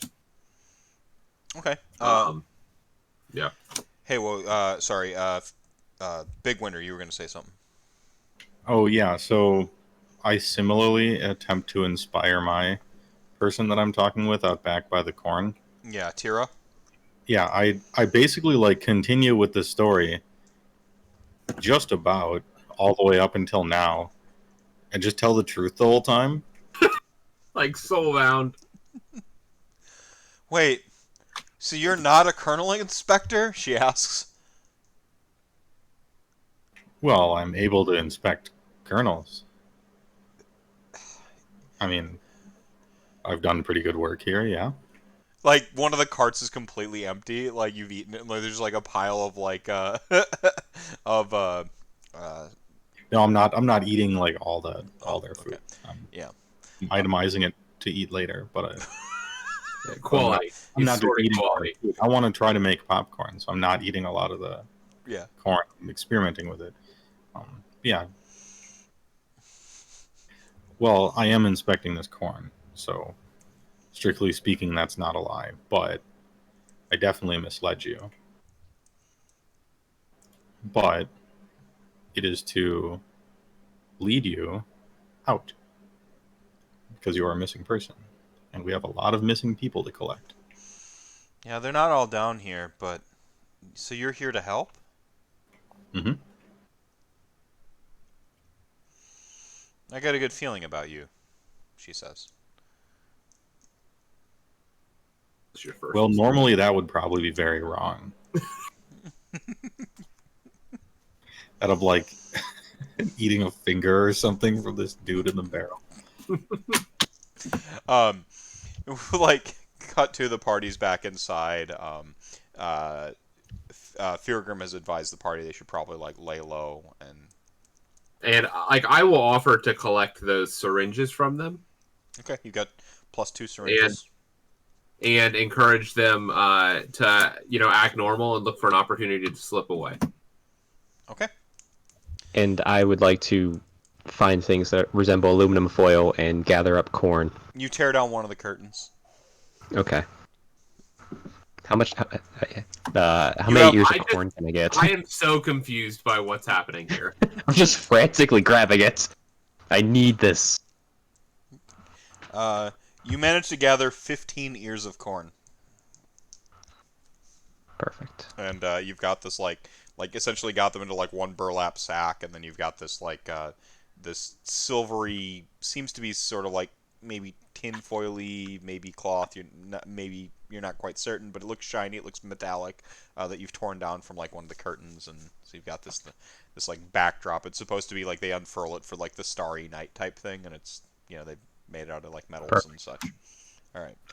I just pre-wrap all the corn. That's all I'm doing. All right, cool. You managed to get that all done, and then you have like this like Santa's pack of corn with this like silver bag.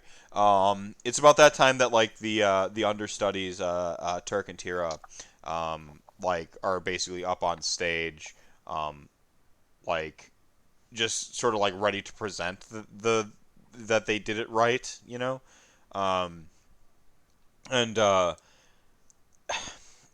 some of these like these like red-coated individuals, the obvious what must be Diaz is at the front.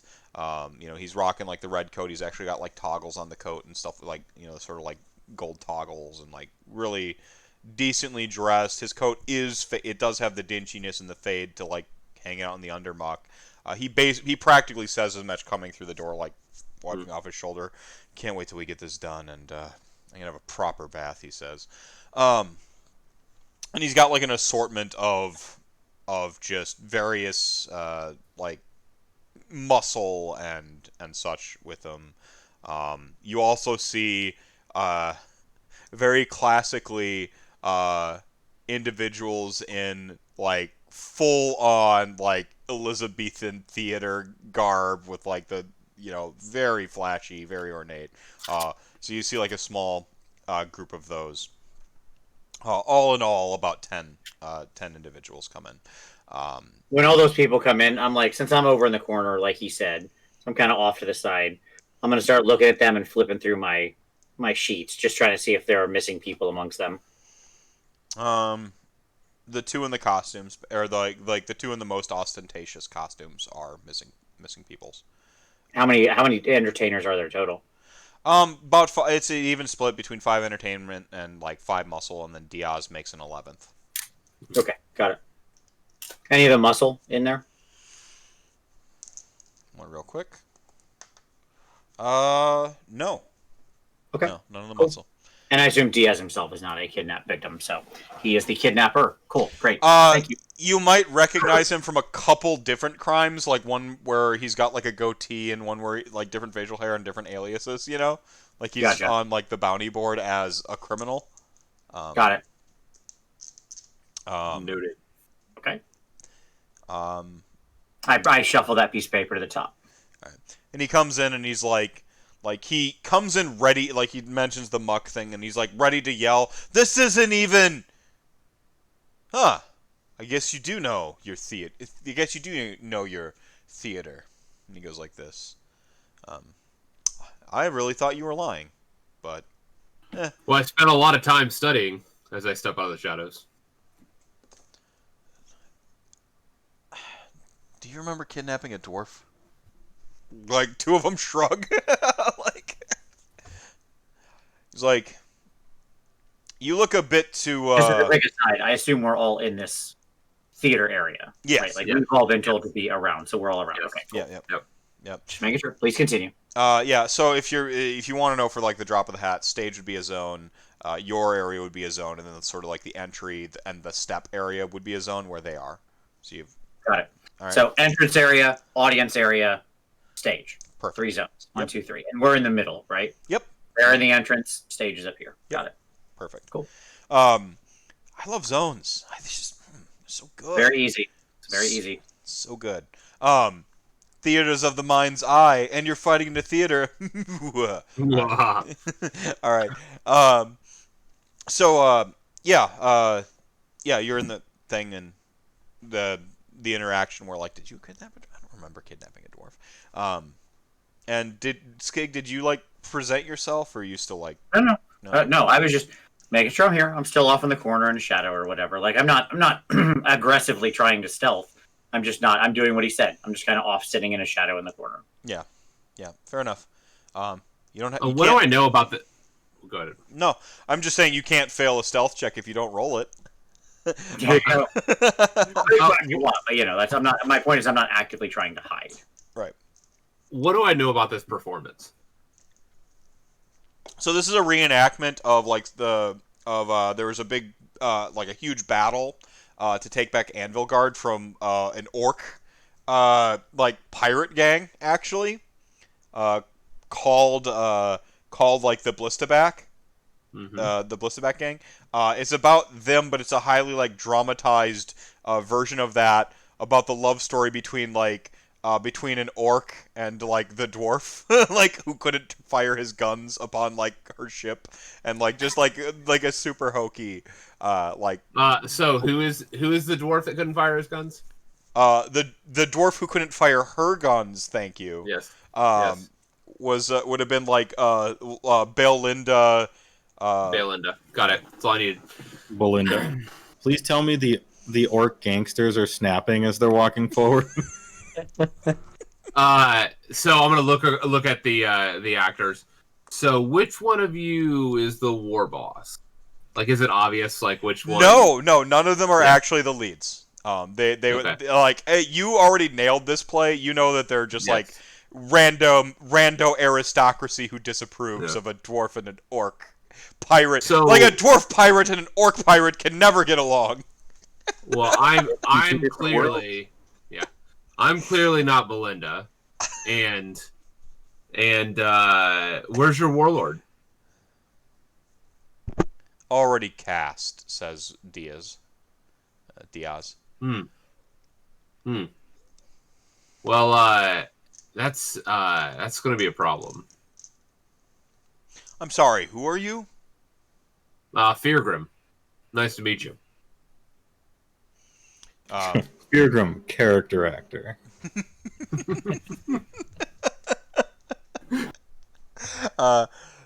Role player. We've gone too meta. A couple of the muscle like sort of like begin to like sort of fan out, right? You're wasting your time. Two of them have made it up onto the stage at this point. So, Fyrgrim, and are either of is the rest of the party? I know Skig's not trying to stealth. Is the rest of the party trying to stealth? Did you hide, or would you have been in a different place? On the stage, kind of hiding behind the ropes. Okay. Like curtains area, just back there. All right, sweet. Yeah. Fyrgrim Actbeard is my name. Indeed. Where's Bigwinter?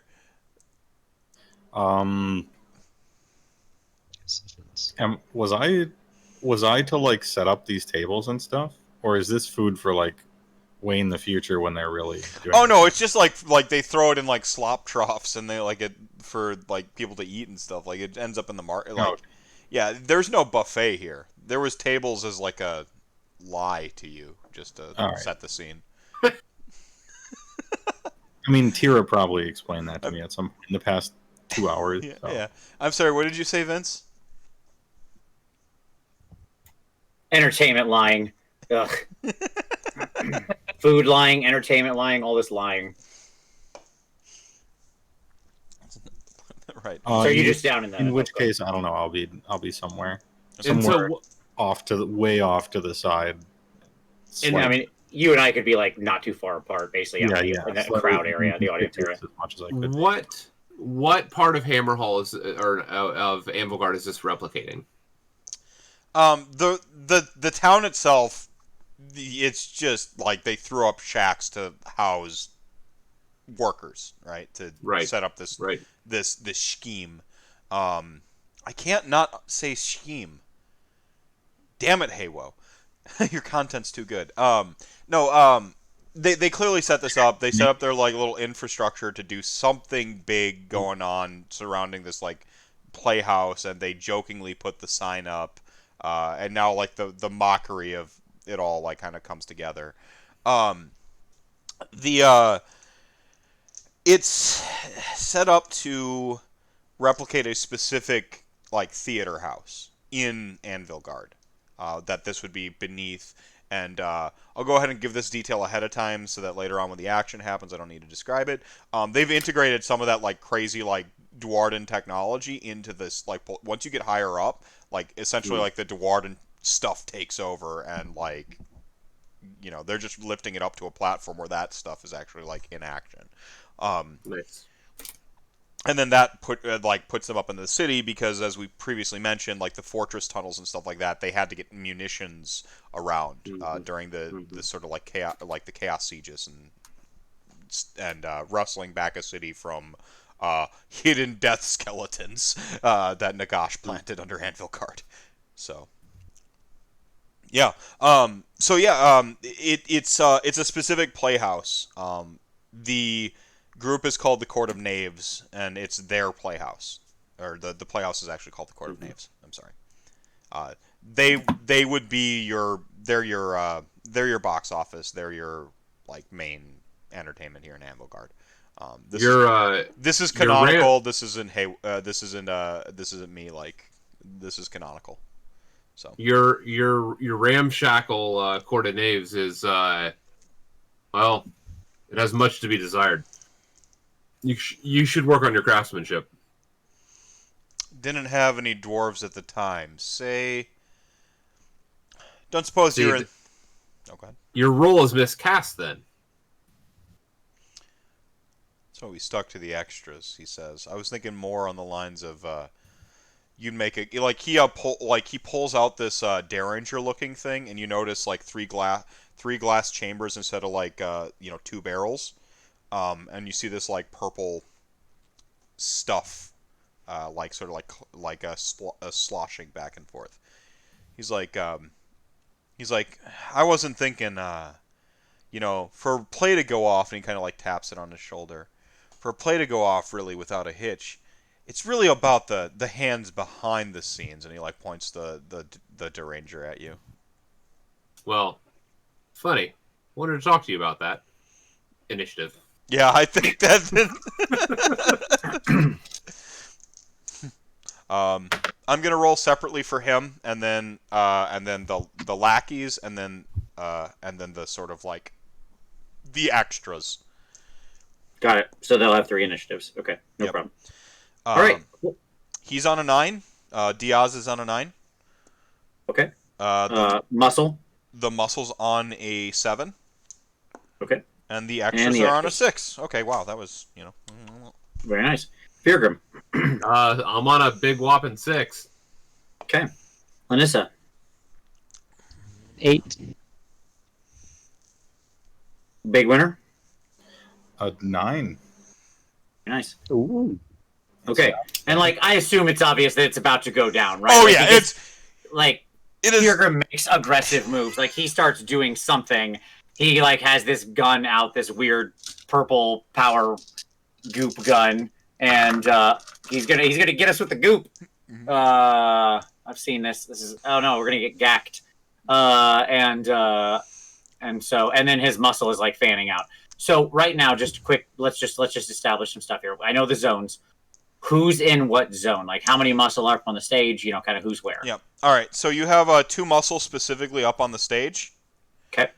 2 that have successfully fanned into essentially what is melee combat with you and Bigwinter.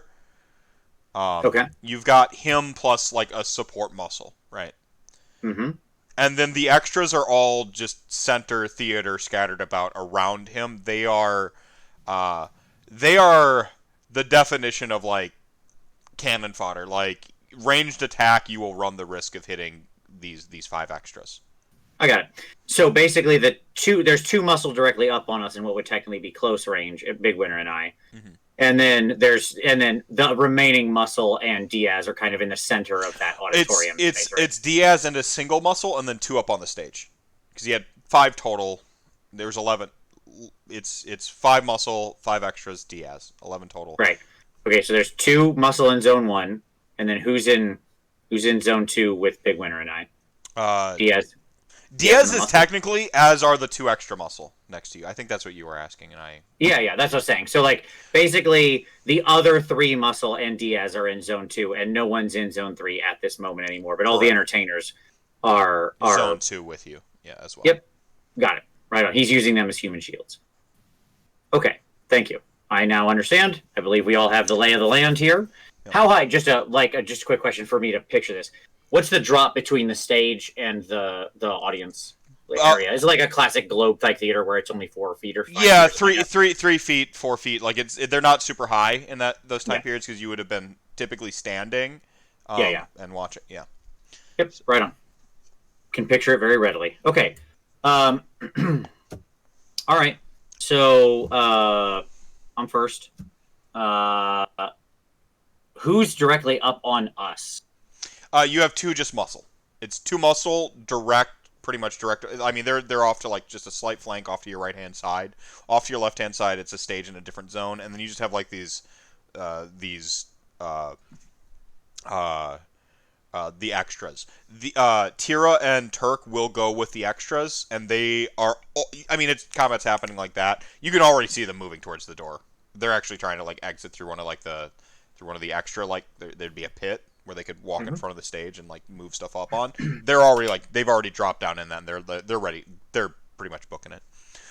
Okay, cool, great. All right. Well, my answer is for now.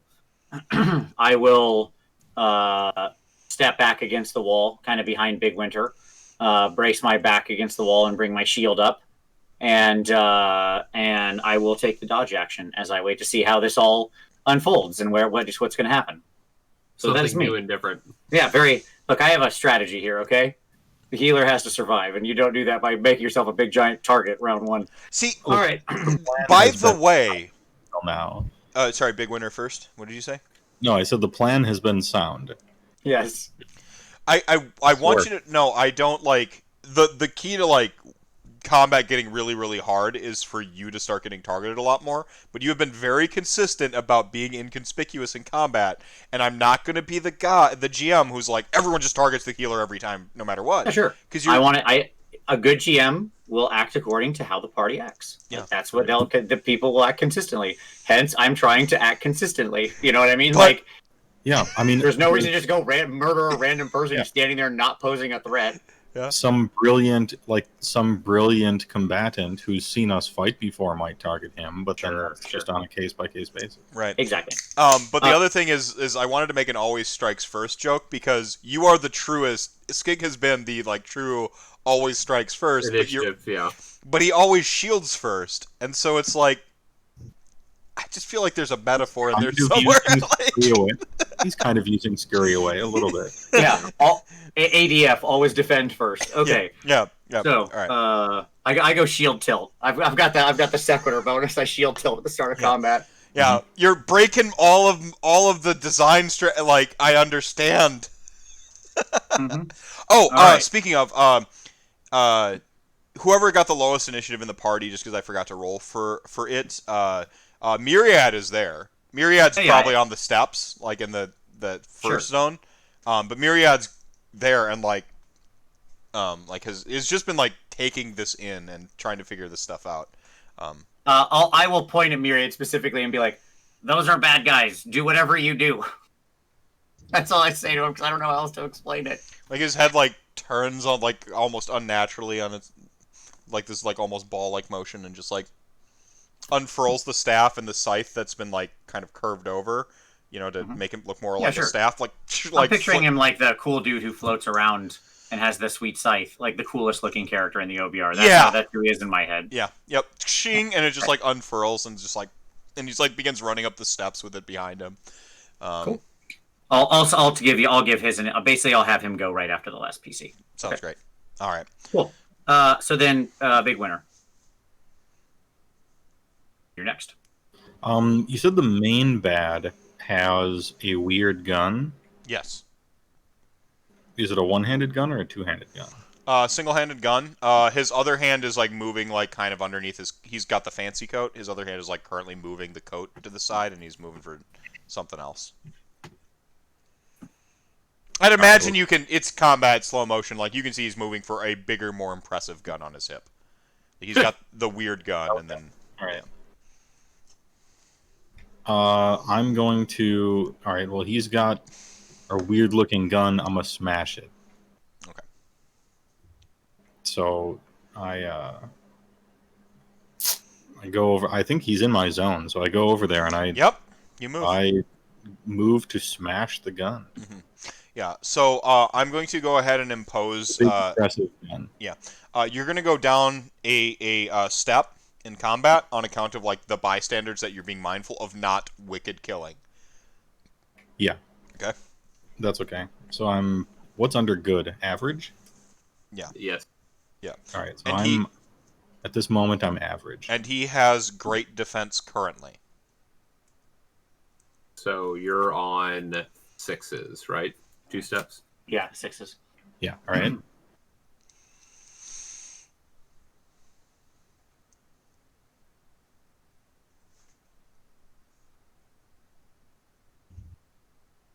All right. That's 2 successes, and they're 6s. Well, I suppose they have to be. So I do 4 damage, and I ignore 2 armor. All right. You successfully seem to ignore all of his armor, so you do full damage. It was to the gun. Yeah. To the Oh, gun. to the gun. Yeah, I'm smashing the gun. Oh, so you would have had to like make a called strike, so it would have been harder. But you're on 6s anyway, and you can't go above. There's no like auto miss necessarily. So yeah, you boom, you explode the gun in his hand. It goes into its vapor form. You and him are both making determination checks right now, or tripping balls. Now this is it's not a this is an injectant, like, so you won't get the same effect as if you were injected with it, but there's still a psychotropic property to it, so you could be tripping balls. Can I endless hunger, iron stomach, just inhale this stuff? If you're mouth breathing. Your mouth breathing. Like you try to like suck it in like the ramen, the steam off of a ramen noodle, like yeah.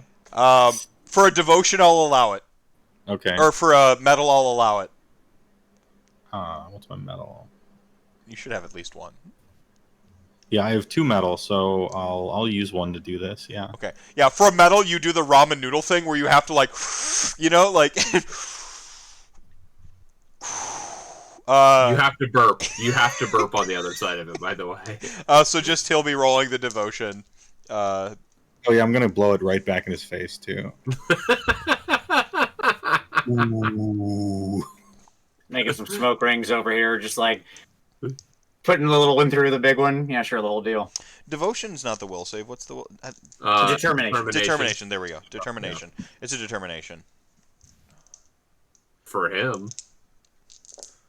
All right. Am I rolling a determination as well? No, you just like you you explode the thing, and like you even have like a little bit of like the twirly like the classic like ramen noodle thing. Yeah, he like stumbles back, and like you see his like eyes like dilate and then focus back in real quick. You don't know what that means. I have 2 metal now, Yep. so I'm gonna spend the 2nd metal and smash his other gun. Okay. You're hitting on 6s, yeah. At all or no? You're With hitting this- on 6s to With try to this hit. tripping. Yeah, you're still hitting on 6s. If it had gotten easier because he's tripping balls, you still had yet another step because you're called. Yeah. It's 2 again. 2 5s, they become 6s. All right. So 4 damage, ignores 2 armor. So 4 damage. So this is the bigger, sweeter gun. You knock it for like he's mid draw. You manage to knock it from his hip. It seems like you hit it decent, but it's tiny and fiddly. So you cut like a good gash, like maybe in the barrel or the thing, but it doesn't quite like explode and become useless. But you do manage to knock it from his hand, and it like kind of scatters across the ground and like rolls. Okay. And he's in the middle of like he looks a little disoriented, and like he sees it kind of go underneath that like cosmetic liar table. the promise of a buffet. Who's up next? That would be Diaz himself. Diaz runs over, tumbles, rolls, grabs the gun, comes up shooting, and he does a classic like 4 fingers over the top cow. He isn't as awesome as he would normally be. I want you to know, especially since he burnt his metal to actually make the shot here. But he looks super stylish. He is Shutan. What is your armor or your defense? Bigwinter. Your target acquired. Defense is good. Okay. All right, so he should be on 3s then.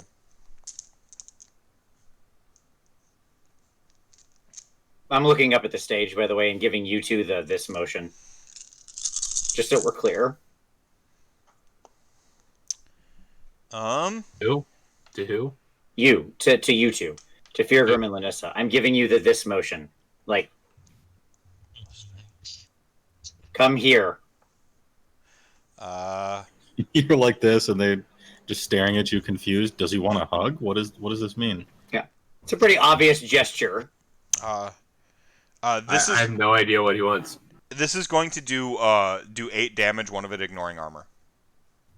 Okay, so it ignores one of my armor. My armor is 2. So I take 7.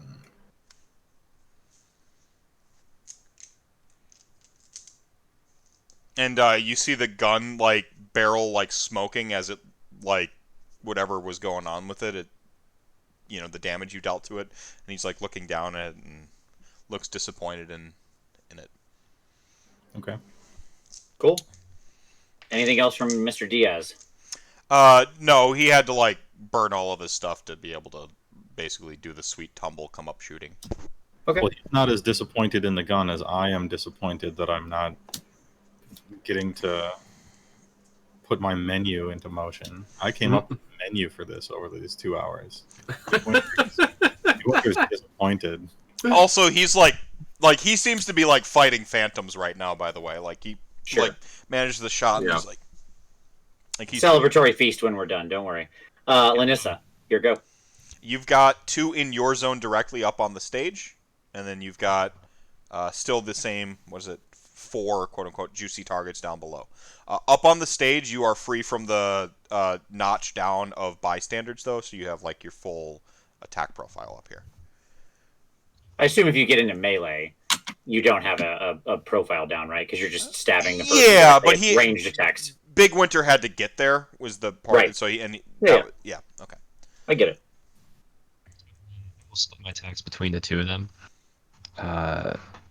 Rolled up, and also at the end, since I'm on stage and there is an audience, I'd like to add an entertain roll to add some extra pirouettes and some dancing moves during this. I'll let you. I'll let you do it without costing an action at a DN5, just to look cooler. Okay. If you don't get a success, you lose. First? You lose one of your weapons. You can't attack with one weapon. So roll the performance first.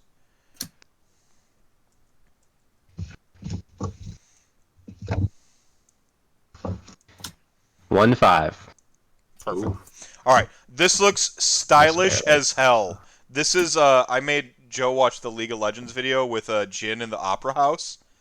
It's the game might be garbage, but that teaser video where Jin he's playing the piano and then all the explosions, you do that. And for those of you that watched me when I did League of Legends, you know what I'm talking about. So you do this great deep bow, and one of the curtains is falling in the background, and there's this purple smoke pluming up from the exploded weird hand cannon, and then there's just the standard black powder pluming off in the other direction. It's catching weird blue light from outside and sending it off into almost a disco ball prism, and you just do this deep bow, and then you just go to kick ass. So now you can roll your 2 attacks. You earned that flavor text. You earned it. I just hope I can make it as arterial, blood flowing. I'm at a good melee. What am I looking for here? They're both good. The henchmen good? are good. Okay. Same from outside. They're basically the same stat blocks of henchmen. The muscle. Okay, on one of them, I have 1 success, so that will put it at 3 damage. Mm-hmm. The other one I have 2, and one of them is a 6, and you did tell me the traits on my Obsidian Sickles is on a 6, it's an extra damage. So that'll be 5. And they have to make the body check, fortitude. Yes. Or they gain the equivalent of poison, but it's called bleeding. They are muscle. She is gonna cut you.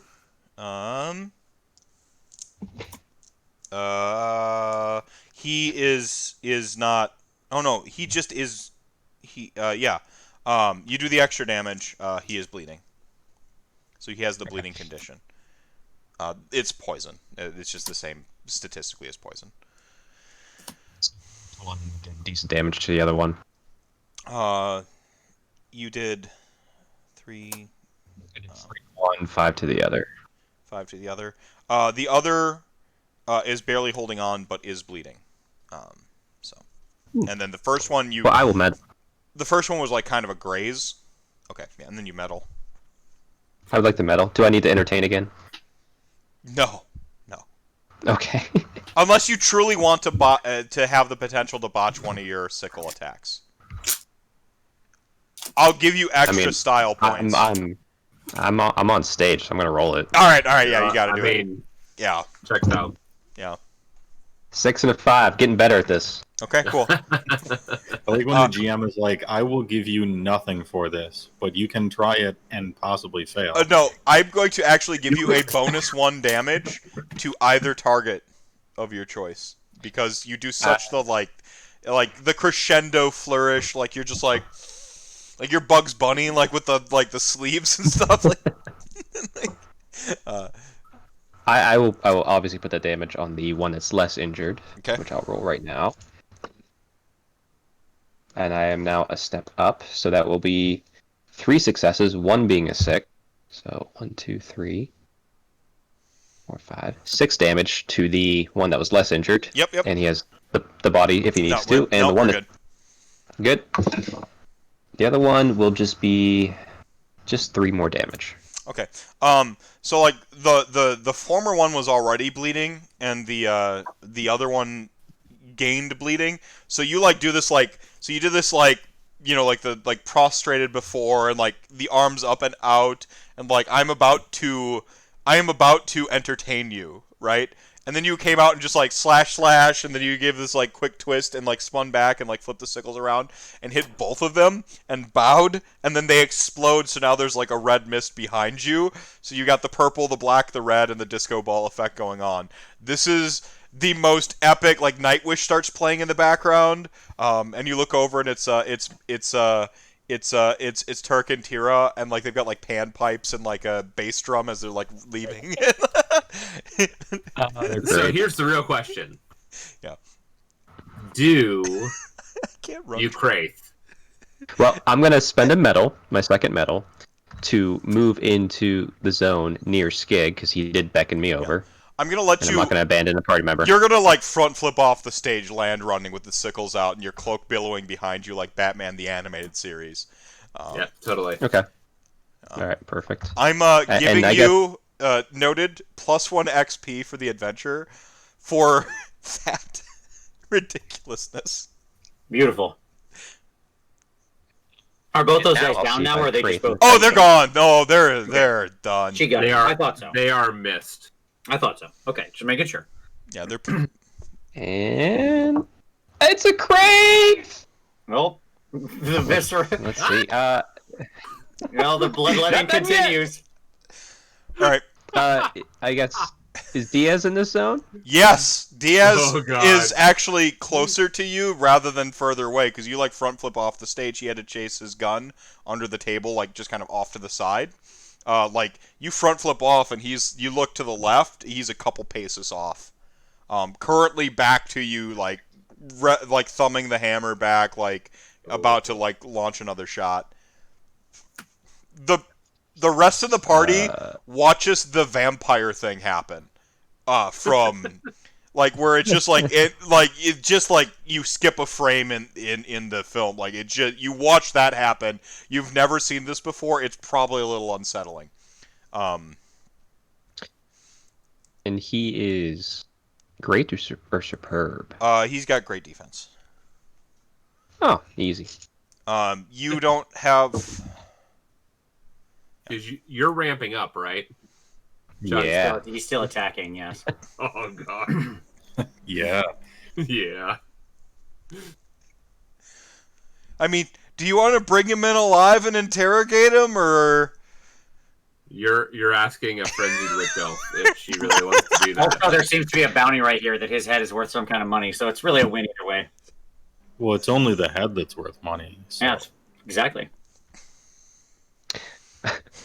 Unfortunately, no sixes, but I did get through 6 damage on him. 6 total? 6 total. All right, you land a good gash across his chest. You catch it, like, you do that classic thing where you, like, cut the lapel away, and then you see, like, a metal breastplate underneath his, like, sort of, like, frilly, awesome, like, piratey collar, right? Cool. And, Lanissa, you done murdering? I'm done. All done. All right. That brings us to the muscle. The 3 remaining muscle. all right, so 2 are still flanking you, Skig, and then there's the sort of bodyguard one. The bodyguard one is immediately going to just charge, go to, like, sort of shoulder block, and then bring this pick down on the ogre. Now, when I say body block, he's looking up, so it's more like a plunge and, like, pow. Like a hip check. Yeah. So, like, he's running into the wall. Your defense? Good. Good. Straight ups. All right. Dude. All right. He does 6. All right. Nothing special going on there, but, like, I'm super impressed with the volume of dice that landed out of how many he rolled. No, I'm wounded. That hurt. Both of those put together hurt. Oh, so did you get 2 wounded? Yeah, I'm in wounds. Okay. All right. Vince, you want to help me out here, buddy? Yeah, I gotcha. I mean, he's okay right now. I assume you just took, like, he just went into wounded. Yeah, So... he went a single point into wounds just now. Okay. So you have a minor wound right now. It's not affecting much of anything at the moment. All right. Unfortunately, your meat shield just went to go do something super necessary because Eddie shot, like, the special gun twice, which is what he was going to do. It would have been all kinds of bad times. Yeah, he shot the lame gun and it did 7 damage to me. So it was good. But Skig, you do have 2 attacks coming in at you. Yeah, I have anybody. You have what is it? Extraordinary armor right now. Correct. Extraordinary, yes. They're on good to hit, so they I need need 6s. 6s. But a single 6, it is at a +1 damage. Cool. Armor takes care of They it. scratch off my armor, yes. The other one, this will be 2 6s with a +1. So I take 1. They will both metal. Sure. The first one, but a single 6, ignore it, and the other one, no 6s. Cool. Easy enough. Yep, easy peasy. Importantly, by the way, a minor wound fills 1 spot on your wound track, Bigwinter. Like, your wound track doesn't erode like damage. Like, I don't know how many wounds you happen to have, but it only takes... If you have 5, okay. A minor... If you would have went over some other number, it's not an equivalent thing. It's based on whether it's a minor, serious, or deadly wound. Minors are only 1 spot on the track. Okay. Cool. Right on. That guy's all done? Mm-hmm. Okay. Is this where Myriad goes? No. Well, Fyrgrim and then Myriad. Okay. Yeah, I'm last this time. So let me get this right. I am near. Because I was in dialogue with what's his face. Yeah. You were on the stage talking down to him, weren't you? Yeah. I'm fairly certain you were up on the stage, like, projecting down to him. Okay. Yeah. Yes. So I will need to move a zone towards Skig. Did my extras get to go yet before Fyrgrim? Yes or no? No, they're after him. Okay. All right. Cool. Okay, so the first thing I'm going to do is start singing, and my selection is going to be from the culminating ballad of the Yes. of the dwarf. Aw. Yes. So you have to go like soprano, like you have to like Oh, rock yeah. like an alto, Yes. like you have to walk like a. Yeah. All right. Cool. So you're like Yes. you're into like an alto falsetto, like. Is he playing Yes. the part of the female dwarf? Yes. I am. I am. Like We're using our head voice right now. yeah, this is where she Yes. finds that the orc has died on the boat, and she casts off the shackles of civilization to embrace the open sea herself. Yes. That's what's happening. Let's see how punchy it is. Everybody gets +1 damage in my zone, and I'm moving in, and I'm gonna club so I move into the zone. I metal and club dude. Mm-hmm. The big bad. Yep. He's got great defense. That's fine. I have average melee, which means that I need 6s.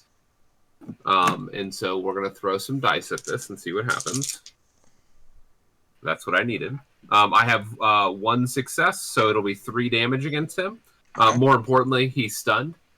Okay. And then I will continue moving on. I'll metal again and move up to interpose myself between Skig and his assailants. Okay. And is there 1 or 2 on Skig? 2 on Skig, and then there's 1 generic one still. Yes. Yeah, there's a bodyguard who checks the oak. Pickaxe. Yeah. Okay. I am going to the one that connected with Skig, I'm gonna hit him in the face with the Warhammer. What are their defenses? Good. The muscle is good. Okay, so I need 5s. That is going to be 3 successes, and 1 stun, and he'll be stunned as well.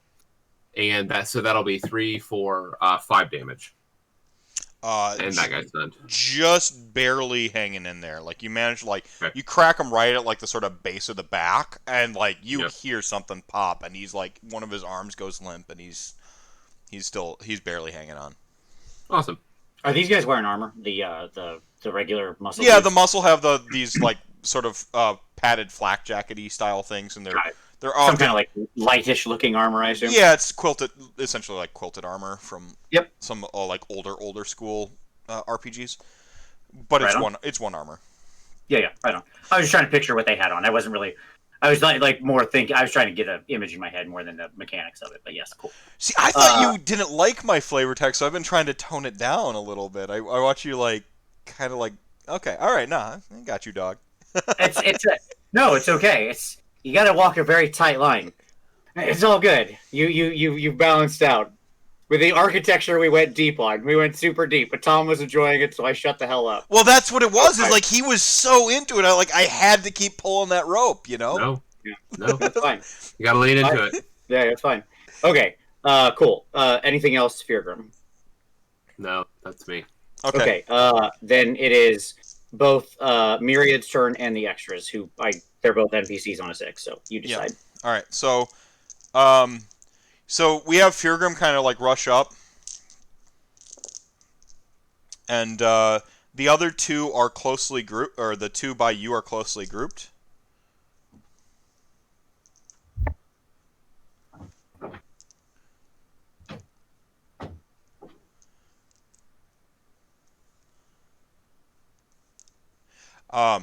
You just see a scythe like suddenly appear in the second one as he cleaves through the first one that had been rather heavily damaged, Mm-hmm. and just like sticks in the other like healthy one, and us friends, and like he pulls his like scythe back and like flips it underneath his back. He uses his metal, and you see this like sort of amethystine, like coalescing energy wrap around his fist, and he points at. It's not going to be awesome, For you as an experience, maybe, because you're going to feel all kinds of conflict, Bigwinter, but you are no longer wounded. And he does have to make a test, as he spends his metal to do this.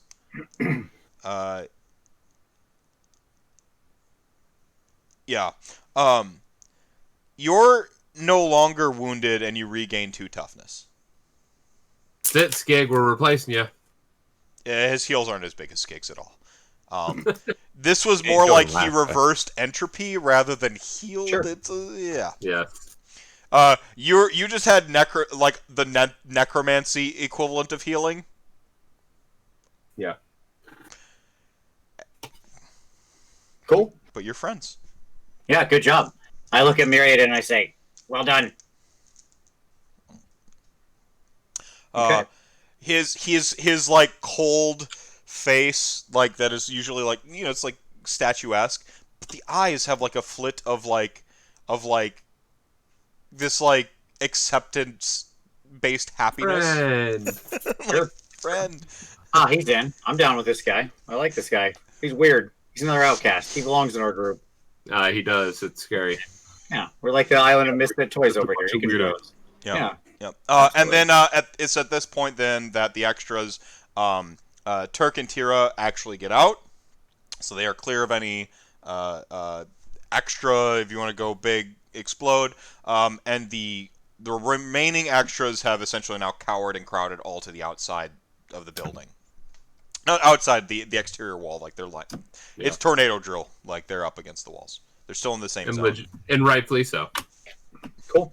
All right. That brings us to the bottom of the initiative. The rare round 2. The extras are gonna continue to go at the bottom. Myriad will continue to go after the last person in the party. Good. So I'm just gonna roll for the muscle. Yep. And the big bad. Big bad's on a 10. The muscle's on a 6. Sounds good. Fyrgrim. I'm at a 9. Turned it around this time. Lanissa. Rocking the 8 again. And Bigwinter. 8. Okay. Cool. So I'm first. Is the other guy that he buried the scythe in still alive? Barely hanging on. So we got some wounded people around here. Okay, cool. All right. So here's what we're gonna do. Okay, cool. And the other guy in front of me is dead, right? Oh yeah, he got finished off. Cool. The scythe is an area attack weapon. Yeah, sure. Okay. So we'll start by I will raise the holy symbol of Sigmar high and make sure that my friends who have suffered these grievances, the wounds are removed. Okay. So it'll be 5 back to everybody. Not the best roll ever, but it'll do. Still enough to making eye contact with your most recent friend, seeing how your magic to heal is slightly different from his magic to heal, but better. Perfectly fair. We all have our talents, my friend. What happens to wounds when you're healed? Well, he would have backed out your wound and given you 2 toughness back. So your wound already got erased, and you went back to 2 toughness. So now you'd be at 7 or whatever after my 5. All right. Cool. And then let's go ahead and drop some holy fire here. So now that the innocent have been shown mercy, now the heretic and the unjust must be shown wrath. This is the way. And some power metal kicks in. You used metal to do this, yeah? Yeah, correct. I spend the metal, yes. So like the dragon force comes in, like. Absolutely, yeah, basically. So everybody who I want in the zone, which is only going to be, so none of the extras would get hit by this, even if they're around, because my spell doesn't have to target innocent people. So this is the muscle Diaz and the other muscle. Yeah, bodyguard. It's like muscle bodyguard Diaz at this point. Yeah, they all take 4 damage, ignoring armor. That finishes off the one that has a scythe currently like stuck in its ribcage. The bodyguard is now barely hanging in there, and Diaz also looks like he's... What's the effect? Give me some flavor text. What happens here? Yeah, sure. I mean, it is literally the overwhelming light of Sigmar that burns away the sin and the heresy. So it is a brilliant white light like a sun that those who are just and true feel as nothing more than warmth as for a noonday. But those who have evil and chaos in their hearts feel as though they've just stuck their face against the heating coil of an oven. Yeah. So this helps me. The bodyguard and Diaz, like, they have that, like, the sort of cracked black, like, third degree, like, they're barely in there, and, like, they're like sort of like mobile husks at this point. Cool. Good. The heating coil of justice. Mm-hmm. Indeed. All right. So that's me. Diaz.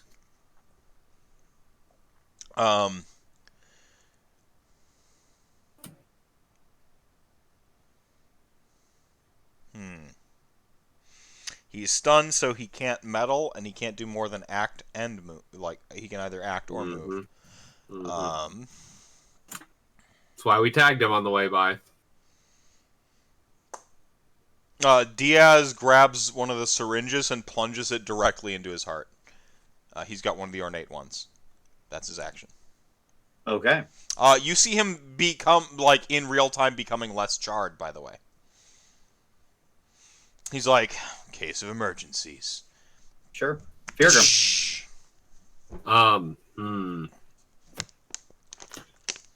I will advance upon him who is remaining. Bodyguard or Diaz? Diaz, you see him, like, kind of like Wolverining up. There's no now. bodyguard, right? He just burned away. No, there's one. There's one bodyguard left. Let me advance upon Diaz first. And I'm gonna trade down. What's his defenses? He's been great traditionally. He has finally dropped to good on account of, like, the crazy visions, but that's only going to last this turn. That'll be going away as soon as the syringe takes effect. Stun would make him good. So yep. Yeah. So I'm gonna drop my. Oh, stun drops him yet another. He's down 2 now. So he's on average right now. Yeah. For his defenses. Yeah. I'm gonna drop down. Chemical, the chemical thing plus stun, so he's down 2. I'm gonna drop my 2. I'm gonna drop down 2 defenses and go up 2, so I'm 2 over him. And so I'm hitting on 2s, right? 2. No, you can't hit on anything less than 3, so I'll just drop 1. Like, I think it caps out at 3. You can hit on 2s. Can you? Yeah. Okay. Well, then I'll ramp it up and hit on 2s. Let's do that. 4, 5, 6 damage. Unfortunately, I do not stun him this time. And then I will meddle and do it again. Okay. You catch it's just a good solid blow with the hammer. Yep. 6 more damage, and he is now stunned. Okay. Okay. Still standing. I assume the vial is keeping him alive, basically. What happened was he essentially full healed. So he went all the way back up. Awesome. You smashed him twice with the hammers, and he looks about as brutalized as he did about when he got hit with the searing light. So he was healing, but now it's like chunks and blood, and he's just like, yeah. Yep. He looks like Darkman right now. Gotcha. Well, Lanissa and Bigwinter, you are both on an 8, so I'll leave it to you two if you'd like to go. I'll defer to Bigwinter. You guys are +1 damage. Ooh. Have at it. Sound of that.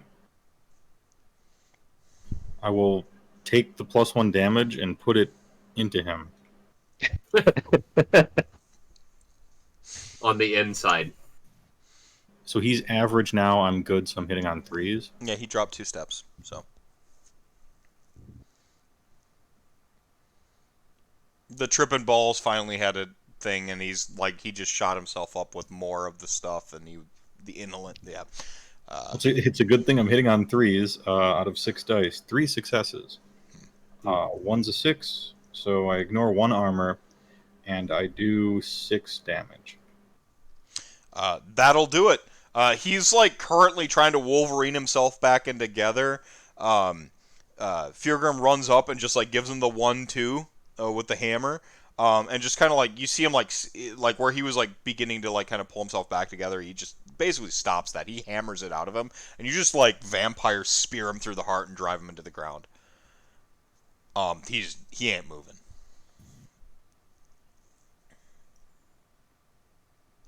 You're up, Lanissa. Definitely a bodyguard still. Oh, there's still a bodyguard? Mm-hmm. You're welcome to medal and off. I do have a medal, but if you, This combat has slowed down instead of like the snappy, like they actually like have this exchange. Yeah, like I like do the motion. Like, You want the last cookie or? Thank you. I will take it. You saunter. You like saunter over like, like just like way into it. I love my party. I love this party. Yeah, let's do some damage. Ooh, that's those are 1s, but these are 6s. So 10 damage, and he's also bleeding. A lot. You just like No, you said that wrong. What you meant to say was he's only blood. Yeah. Right. Yeah, it's just like it's not so much he's also bleeding. It's like he is bleeding, and he's also like kind of a person. Right. Like everything but the bleeding is the also part. Yeah, his status is bleeding. just, It's complicated. yeah, just like it just, and there's like this like geyser of like white or of pink mist, and just like Yeah. Name Diaz, height 6 foot, blood type outside. I'd like to immediately try to light this corpse on fire, please. Well, this is I the have bodyguard corn. that you finished off. Diaz got the heart. I know. No, Diaz says there's a. Yep. I got a body here, and I need to let it on fire and start cooking some corn. Okay. Yeah, I mean, messed she has to follow through on this bit. So bodies are super wet. They don't catch on fire very easily. What is your method here? He is slightly charred already, actually, from the sun filling up the room. He might have some warmth to him. Fyrgrim, I need your help. I ignite my body on fire. A sense of panic in the witch elf's voice after combat. Could you please light that corpse on fire? While they're messing with this, I am going to go grab the extras and the people who are outside and just make sure they're okay real quick. Like, I'll walk back out and be like, you can come back in. It's all safe. Come on, let's go. Everybody in here. Yeah, That's so you're, fine. you're leading the extras out of the building, yeah? No, I'm keeping them in the Oh, sort of okay. entryway there. I'm saying, just wait here for a minute. You'll be fine. We'll keep you safe. Oh, that's right. The purple stuff. We got to light them on fire. You're right. I forgot about that. I will.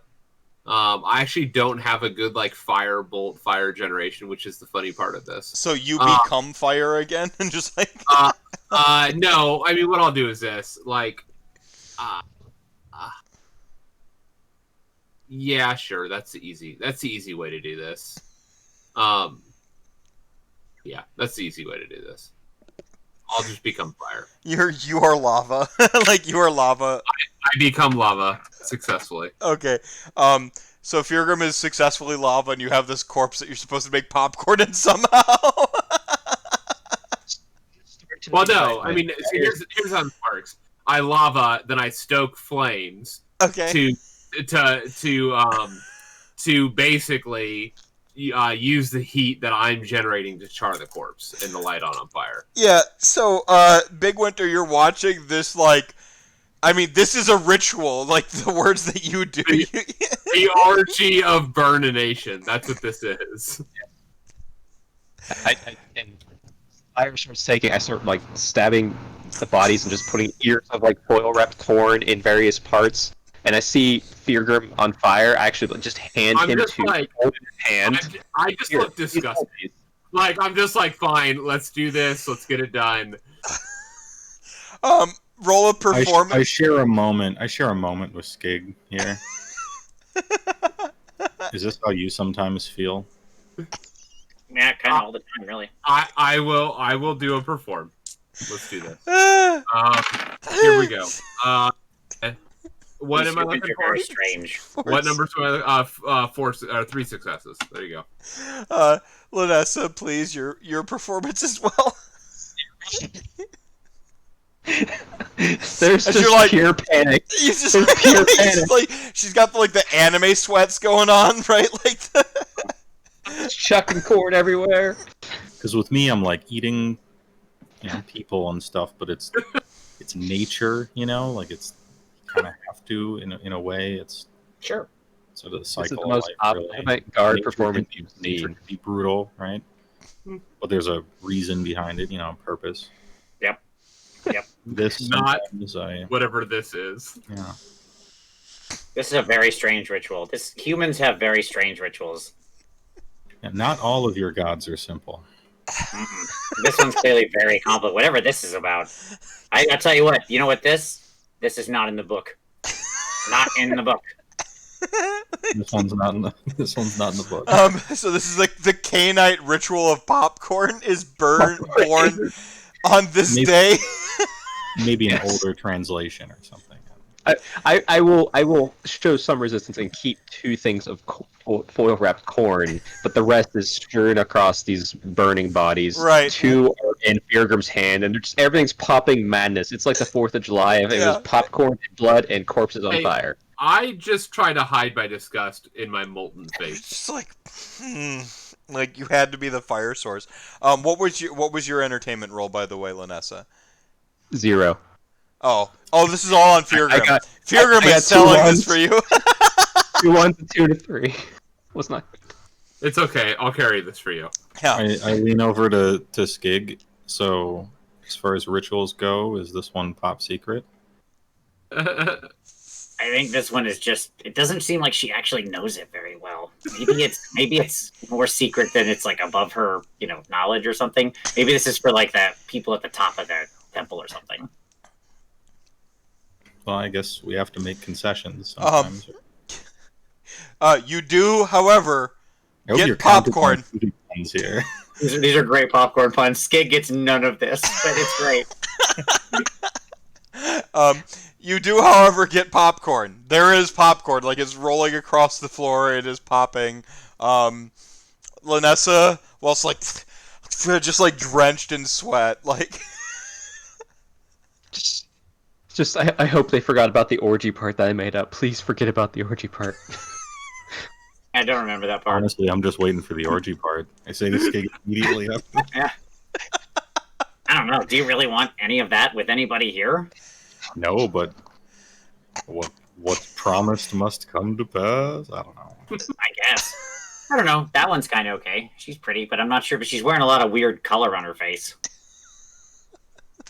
There is no orgy after the weird cane popcorn ritual, which is now a thing. You want me to ask? I can go ask. Lanissa. Yeah. Yes. So now that we have the exploding food, I got everybody back in. Does the orgy start now? Yeah, explain your ritual. Audience participation for this next part. It's entirely up to the audience if they wish to participate in any sort of I think I'd rather just eat the exploding food. I lean over to the audience. So the audience needs to be buttered up first, or what? Maybe I grab some of it and I take it over to them. I dip my hands down in this popcorn. All of them utterly disgusted, repulsed, and horrified at what they have just seen. It checks out. I take it over to the extras and the performers and would you like some ritual corn? No, we filled up on the ritual corn before we came here. It's sacred. Oh, good plan. I would like to intimidate from the back in a panic, but silent. Eat the corn now. I don't want to eat the corn. Well, I'm about to intimidate. Yeah, no, you succeed. It's fine. One of them's oh, it's so fresh. I'm just eating it out of my hands, my muzzle is down in there, I'm there's a lot more. Don't worry, we'll get you out of here. You're safe now. Can we please go? I This is flip horrible. through. This is the worst. It's fine. Don't worry. It's just this is all part of her ritual. She's very religious. She told us that this is some kind of sacred rite. I flip through and I'm like, you're. I hold the picture up next to her. You're Sheila, right? Like I'm holding the missing poster. Oh yeah, there's missing folks that you recognize. Yeah. Yeah. I like you're Sheila, right? Mm-hmm. Yeah. Okay, great. And flip through, and I do this with each one of them. Like we came down here to rescue you. Yep. They're all accounted for. Okay, great. One more second. We do have to take care of something, and then we can get out of here. Hey, Bigwinter. Do you have any of that salt you use for your meats? Like, does any of that salt you used on that dead human guy earlier? Oh yeah, That would probably be really good on this. I have an itemized list of my ingredients. Yes. I think that would be really good on this. The salt really does kick up the popcorn another notch, though. It really. I'm going to make a meal out of this. Like a warm meal. We're not missing any soul fire, but sure, why not? I mean, we haven't used the soulfire, but you know what? Yeah. All right. This is a snack, but it's a meal. Yeah. It's a warm snack. All right. I offer some to Myriad. I make spicy popcorn with cheesy Chaos Sorcerer eyes. I think the cheese will go good with the spice, you know? Yeah, the Sork eyes, yeah. Oh, this is really good. Myriad, like puts it in his mouth, like, it, like, crunches, and, like, he seems to, like, have a lot of fun with the fact that the popcorn is, like, crunching in his mouth, and, like, he's like... Sure. So, yeah. You can have as much as you want. We got lots here. Yeah, Okay. He is utterly unfazed by the slaughter and stuff. He thinks this is high art. His culture, they have really... like, Sure. perhaps a bit Dadaist. He uncorks the bottle. Dada. Like ist, but... I flip through my pages. Lanissa. Yes. We need Diaz's head. Yes. Okay. He's wanted. I go grab Diaz's head, and I also grab his discarded / shattered guns. Alright, I'm gonna go use the restroom real quick. I want y'all to roll awareness DN5 in this craziness. And let me know when I get back. Okay. Well, that's a problem. I rolled one of them. One.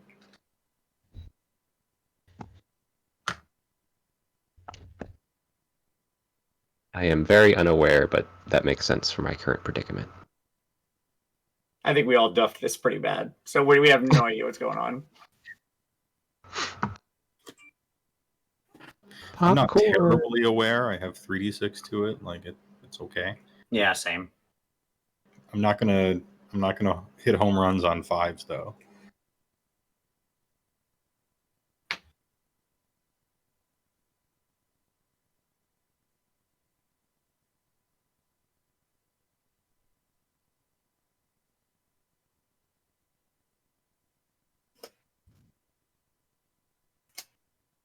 Actually, while he's gone, I'm gonna go use the restroom too. I got 0 successes if he comes back before I'm back. I got.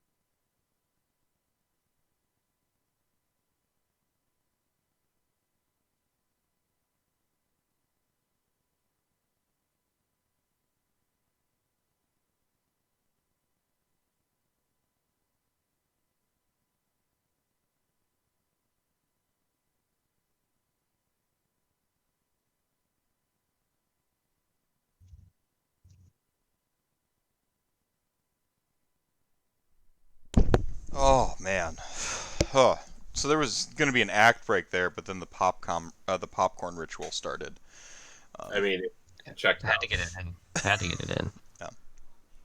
Oh man. Skig got 0 successes. I got 1. I don't think anyone got more than 1. I got 0. I got 0. We are just oblivious with our just bullshit. Everywhere. You notice Diaz is gone, but you don't see that he went anywhere. I thought we burned his body. You burned a body. It was Oh, the a popcorn body. ritual, Okay. and like the whole popcorn ritual took over, and it was the bodyguard's body. Oh, okay. Yeah. Okay, yeah, because way back when Bigwinter was like, "Oh, we're burning him because of the purple stuff," like last time, I get it, and then everyone ignored it and burned the other one. Yeah, and they went all popcorn ritual on you. They're like, yeah, and then they did that. I heard what you said. I know. I tried. Yeah. No, you did. I An heard attempt too. was made. I heard and continued my panic frenzy to make popcorn. Yeah, and there's like I mean, that. I learned a new recipe. It's like Final Fantasy 15. I've learned a new recipe. Yeah. Were the discarded guns still there? Yes. Yeah, they are. Okay. The one gun, you're like, it's got a shot left in it, and then it's just toast. I'll give them both to Fyrgrim because I know there's that weird gold he likes in it. And the other Here we gun go. is like wicked exploded. Okay, say that again with guns. So he's got his revolver, which is like a shot away from being just junk. Okay. Yep. Yep. And then he's got the Derringer, which is basically useless. It's scrap. Okay. Okay. Um. Is there any Urgold in any of this? So like the tip of the bullet, like the actual like cap itself, is. Okay. Okay. Awesome. It's like a hollow point where like the actual like casing, not the casing, but the tip of it would be. Totally. Would be that to like penetrate and then explode, and then it would inject the fluid.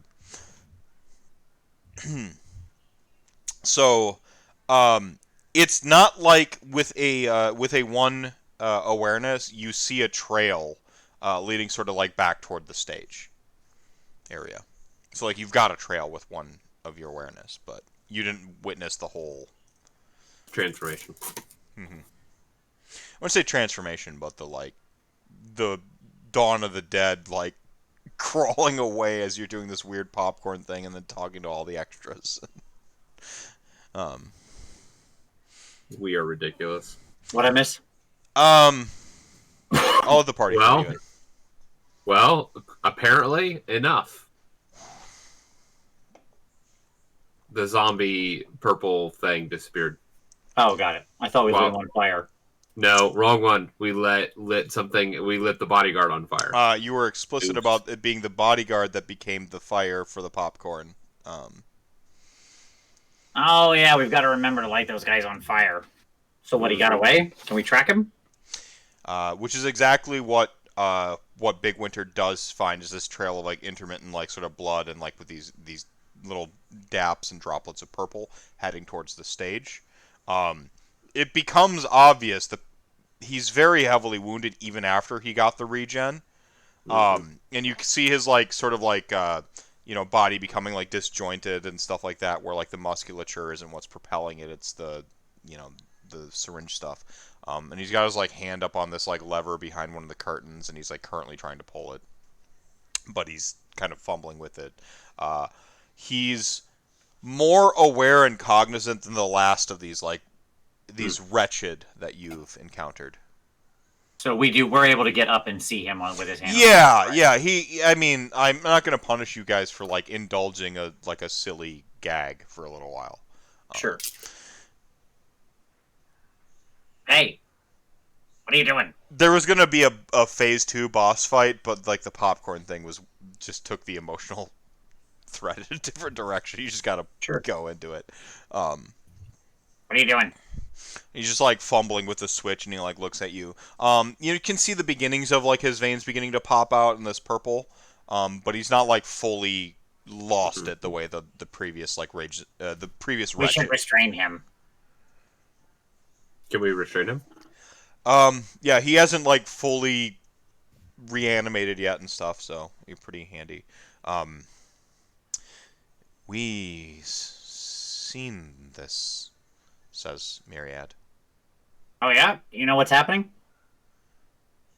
What's going on? We have transported things, properties. Opens like a jar, or opens one of those phylacteries and closes it again. The anonymous grave sand.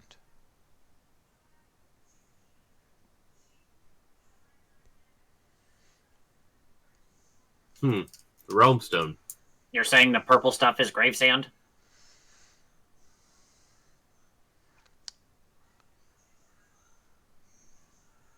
Very similar. Close. Analogous. Like, opens another vial, closes it. Sure. So are we able to hold this guy back from... What is the lever he's pulling on going to do? Raise the stage? Maybe there's like it could be a trap door he's on, like trying to like fall through one of the trap doors. Sure. It's more likely that it's one of the trap doors than the mechanism that raises the stage, because you just feel like that would be more elaborate, or, you know.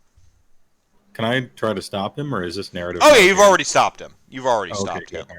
He is fully restrained at this moment, okay, right? Yeah, I was like waiting for the dialogue to stop, but my intent was to stop him. Okay, cool. So, what are you doing? You get like sort of like a similar. I mean, you're at the halfway point between talking to somebody who doesn't want to talk to you and somebody who's not entirely there. You're catching him mid, like it's like talking to somebody currently in a dream. Leave, escape, he says. I must. Diaz, I'm Diaz. Oh, you were Diaz. I will attempt to touch him and remove any negative conditions affecting him at the moment. Let's see what happens there. Roll your dice. Sure.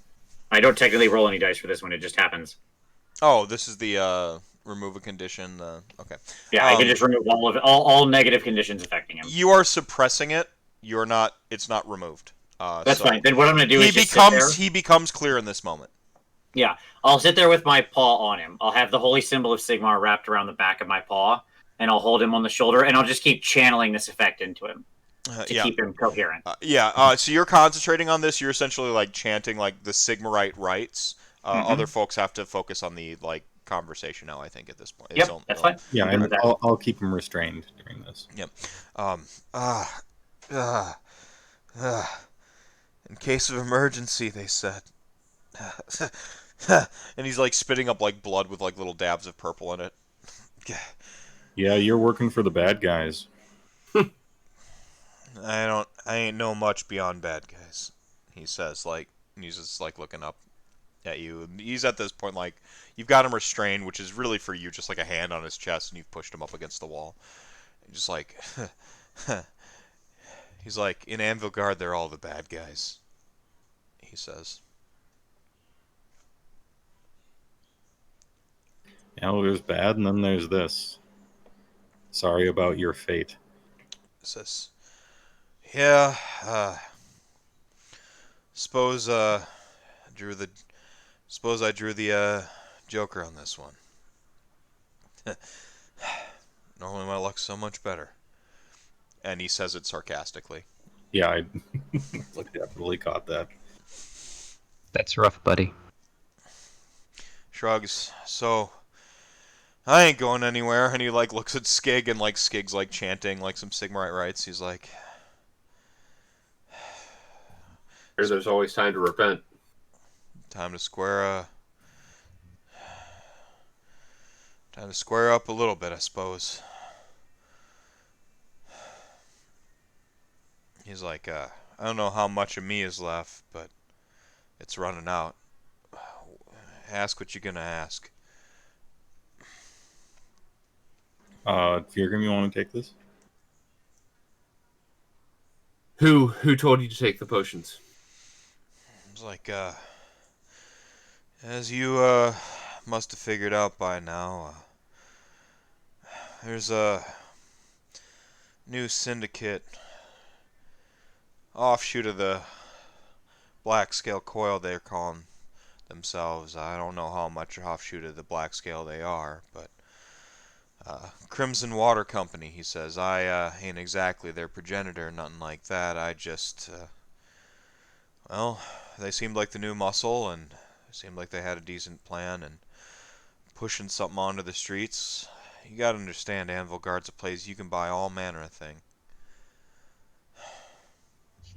It's like, I was just moving wares, what the wares were.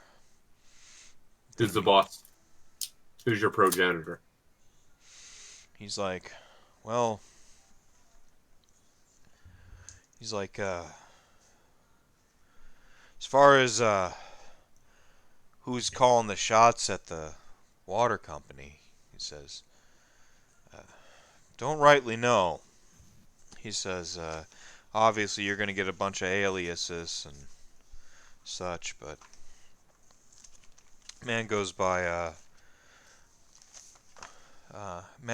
the name K. Or Do you have a description?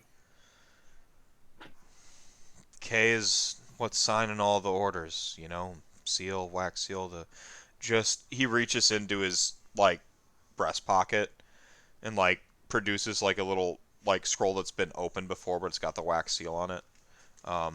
It's a play brochure from the actual playhouse, but you can see certain like letters are like circled on the playbill, with like a cipher essentially. He's like he's like he like coughs some more. He's like, hey, ain't exactly easy to explain the cipher, but they've been here a while, and like I said, black coil and all that. But then them damn cultists showed up. They want to push their wares, he says, using case of emergency. And he just like leans his head back and like looks up at the ceiling. I kind of look around to my companions. You hear a soft crunching as I stand there eating popcorn, listening. A good cut too, yeah. Look,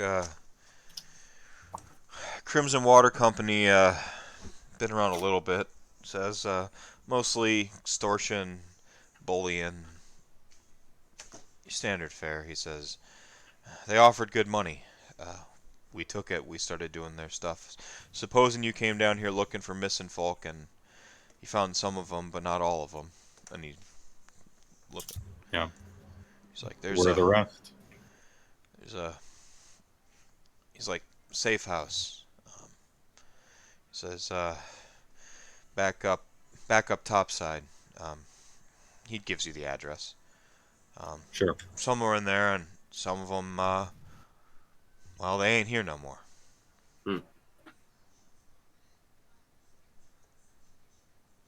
Let's see.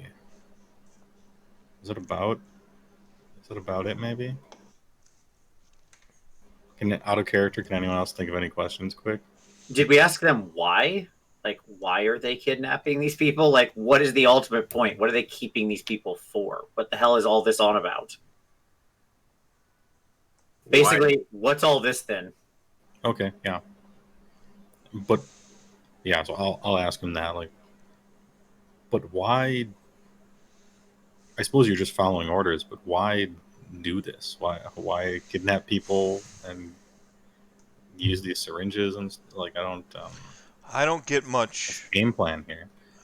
I'm afraid I don't get much of it myself, but I suspect it's just getting as many of them out there as possible. And he's like looking at like the syringe like off that he like.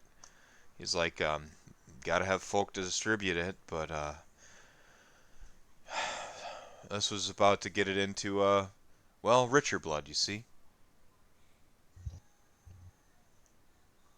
It's weird. Like every time someone uses it, they either explode or die, or both. Not all of them. Oh, Not all of them. Not all of them, he says. Don't quite know what done it. There's a couple different syringes out there, but some of them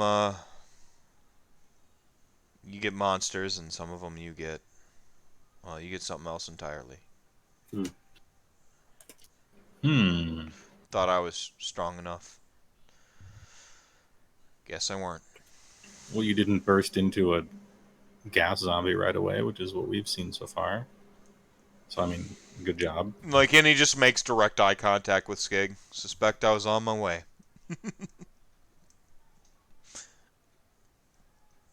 Well, if we hadn't killed you when you were using it, I don't know. Who knows? Do you, Oh, wait, was he going to say something? Because I was just going to finish up. No. Any last requests? Nah, preacher man. Just make sure you do it right this time. Like he's not resisting your Start restraint. picking up popcorn. No, I'm kidding. Yeah. Are you Vince, gonna? doing it. Vince, Yeah, I look at Lanissa and give her like this with my other free hand that isn't praying. you're not gonna let him unburden himself. That seems pretty painful. It's okay. Yeah, lacking some narrative flair, I do it right this time. We'll put it that way. Like Lanissa gets the thing and just chops off his head. Like, I would probably even look and be like, I would snap his neck. That's less painful, and he is trying to repent. you don't think this neck snapping's gonna work? Like Okay. you've seen their bodies, their heads do all kind of weird contorted angles. You don't think the neck I mean, snapping? we can still try it. I think the point is, hopefully in quite quick order, we get his head off. Okay. Yeah, fine. Lanissa cuts his head off, and I rip his heart out or something, just like as fast as possible. Yeah. Unfortunately, you can't do it really quick because he's like this weird regenerating, monster thing. Yeah. The head As quick as we chopping. can. The head chopping seems to work, and he's just like he's done. Burning also seemed to work, by the way, previously.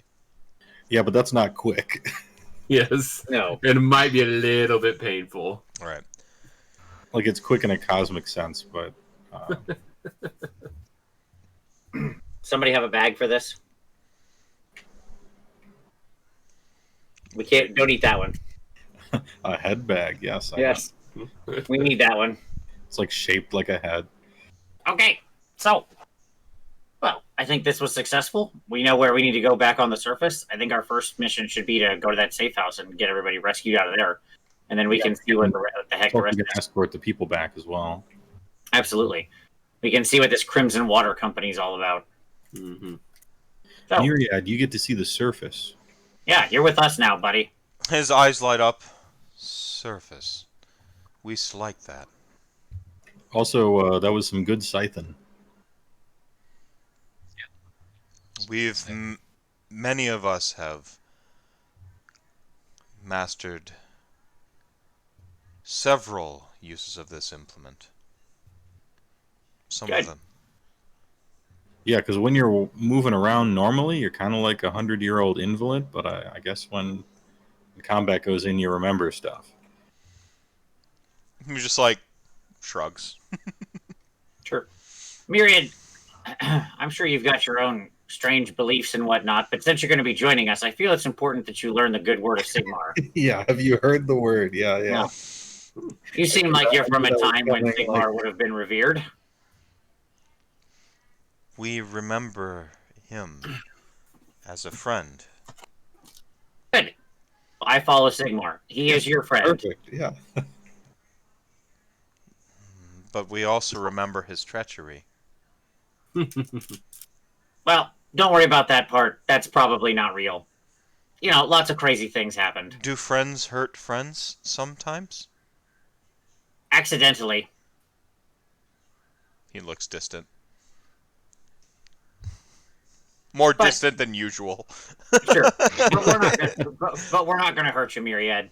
Don't worry. There's no Sigmar treachery, no other treachery from any other gods, which will remain unnamed. And, yeah, you're with us now, so you're with the good guy side. So he does the, he takes, a single step, and he's, feet away, and then, suddenly he's just in your face. Do you, opens one of the, possess treachery? Sure. Yes, I would like to say I don't. I would like to say I've expelled all of it, but I am a Skaven. It's sort of in my blood. I try to suppress it, though. I would never hurt you, nor any of my friends. He, friends treachery against us, but not hurt. And, he, curls his, fingers inside. But the surface. Surface. Just remember, Myriad, we're all flawed. That's why you belong with us. I tap his cracked gem. Okay? Yeah. That's exactly right. I just say, everybody's got a little flaw. So yours is a little more visible. But that's pretty much everybody's heart. It's like the metaphor of my flaws are outward and yours are inward. You're very perceptive, Myriad. That's exactly right. But it's okay. That's why we give people the chance to make the right choice. Sometimes they do. Sometimes they end up not alive anymore because they made the wrong choice.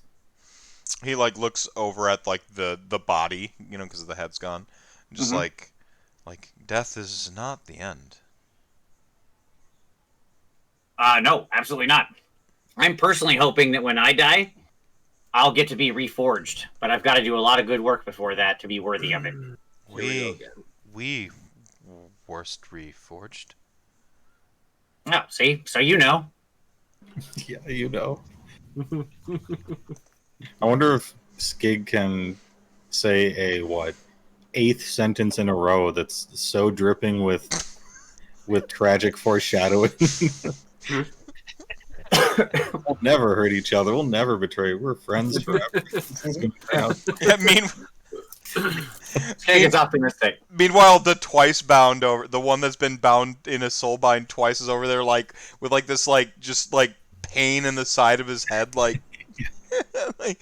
never betray your friends, no treachery, nothing, whatever could have possibly happened to us before. Myriad, the scythe blade flips back down and he spins it and puts it back, or no, he flips it and brings it back to a walking stick. Cool. Well, shall we get these people back to the surface? You head surface wise. You go to the storehouse. You actually we're just gonna hand wave this because we're running up on, I think, time for losing shot. Yeah. You free them. You only get but 2,000 drops from the handing back into the bounty board. Hey, we're talking about only 2,000. That's amazing. Yeah, and that's counting the head of Diaz. Yep, I got it. I'm tracking our party loot, so I got it. Because there's still a bunch of folk missing, and you're fairly convinced that some of them you'll never find again. Oh, right. That's fine. Still good. How many people did we rescue total? We're talking you got 5 down below. Right. The one storehouse probably led to a second one, so another 30 or you're looking at about 80 people in total is what you ended up rescuing. All right, I feel pretty good about that. That's great. Much more than I could have possibly hoped for. Yeah, I'm super excited about that. Skig feels really good. We've done a good thing today. Skig is very happy. He will also tell all of them very directly as he's rescuing them in the safe house that it is okay. The light of Sigmar is here to save them and help them. And if they would like to pass forward what has been given to them with good deeds themselves, he will direct them to the temple. So there you go. I'm sure you successfully convert several of them from their heathen ways. You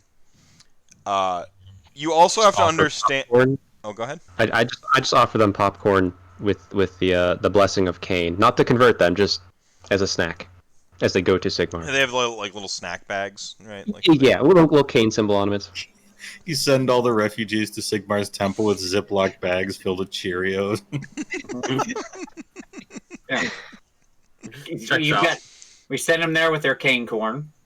And Their cane corn. good. Trademark TM. TM, cane corn. Born. And y'all are gonna end up with 4 XP for the evening. All right. And, Woo! you got a fat sack of loot. You've got a couple leads. You've got the opera house itself, or I'm sorry, the playhouse itself. The Court of Knaves, and then you've got this like lead on K and the Crimson. So which one do you think you'll be pursuing next week? Do I recognize where that playhouse is since I recognized it below? Yeah, I mean it's rather prominently featured in the entertainment district. It is the playhouse. This is like people come across the mortal realms. There's like 2 of them in all of the realms that are this renowned. This is one of the big 2. I mean, this is Broadway, right? You got Broadway and off Broadway. This is Broadway. Like this is the Realm Theater, right? Yeah.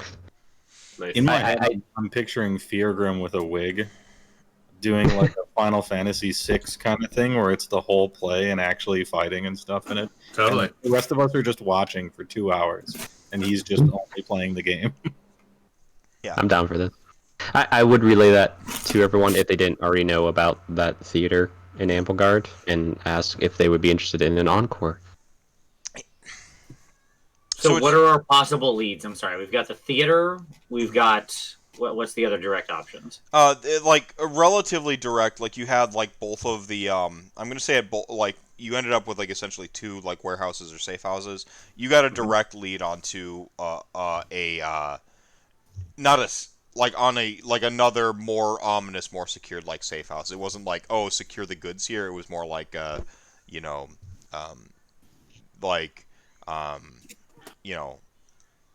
rendezvous type, meet on the docks type thing, like brochure at not brochure, but like coded message, and you managed to, I'd imagine, line up the cipher from just to expedite it, from like the playbill. You managed to like cipher one of their like weird coded messages about like a meetup. Well, if that one's time locked, or like if that's time sensitive and that time for the meet is coming up, I would imagine we'd start like when is that meetup? Vis-a-vis where we currently are Yeah, you've got like a couple days, right? Like okay, so I would say we check out the playhouse first, and then and then target for the meetup to go there, right? That's what makes sense, I guess. And then hopefully we'll learn more about the Crimson Water as we're going. Yeah. That sound right to everybody? Yeah, and I'm going to say during like the downtime, because you're going to rest this evening and stuff like that. We didn't do like an official break between like the sort of like narrative arcs and stuff like that. So if you want to refresh your runes and do all that stuff in between, now we'll officially be on to the next arc. Okay. Okay. So if you want to do that, Okay. do that. So this is like a few days rest, doing your middle things, and then hit the time sensitive one. Is that like the plan? Hit the playhouse and queue it up for the time sensitive one. Sure. But you're gonna get like a day of like proper respite, and it's gonna be an extra day because I wanted to give, you should have had like game mechanically wise, you should have had like a real break in between. We kept the narrative going, so I'm just gonna give you like you get like that actual like narrative break in between to refresh your runes and do what you need to do. Okay. Cool. Okay. So. Awesome. All right. Great. Sounds good. Yeah, really good. Yeah. Done. Refresh my runes. He just like got it. Tink tink done. Yep. Ended up 1 XP shy of what I was aiming at. Curses. Guess what? That was me last time. You know what? Guess what? 1 bonus XP because you should have had one. Because from of Lanissa's performance that I forgot. Yeah. So what's our total XP now? 5. That meant for the night. Oh, total overall. Total. Yeah. 52. Said we're at Yep. 50. You said you were at 50. Yeah, 62. 62. Oh, I was gonna say, Vince, you were well, you used to be, now you're exacties. You used to be 1 off. I was 2 off last time from saving up 9. Gotcha. And so, like, the last 2 adventures, I've been just charging up a big one, just waiting. Yeah. When you want to move a stat, it's like, okay, Yeah, it's rough. tuck in. You're going to be here for a while. Yeah. Which is cool. Like, that makes sense, right? Like, no issue with that. Yeah. Well, good game. Am I able to, like... Oh, yeah, this was great. Am I ever going to be able to research a new spell without losing my runes? Or do I have to always perpetually get new runes every time I would have an opportunity to do an endeavor?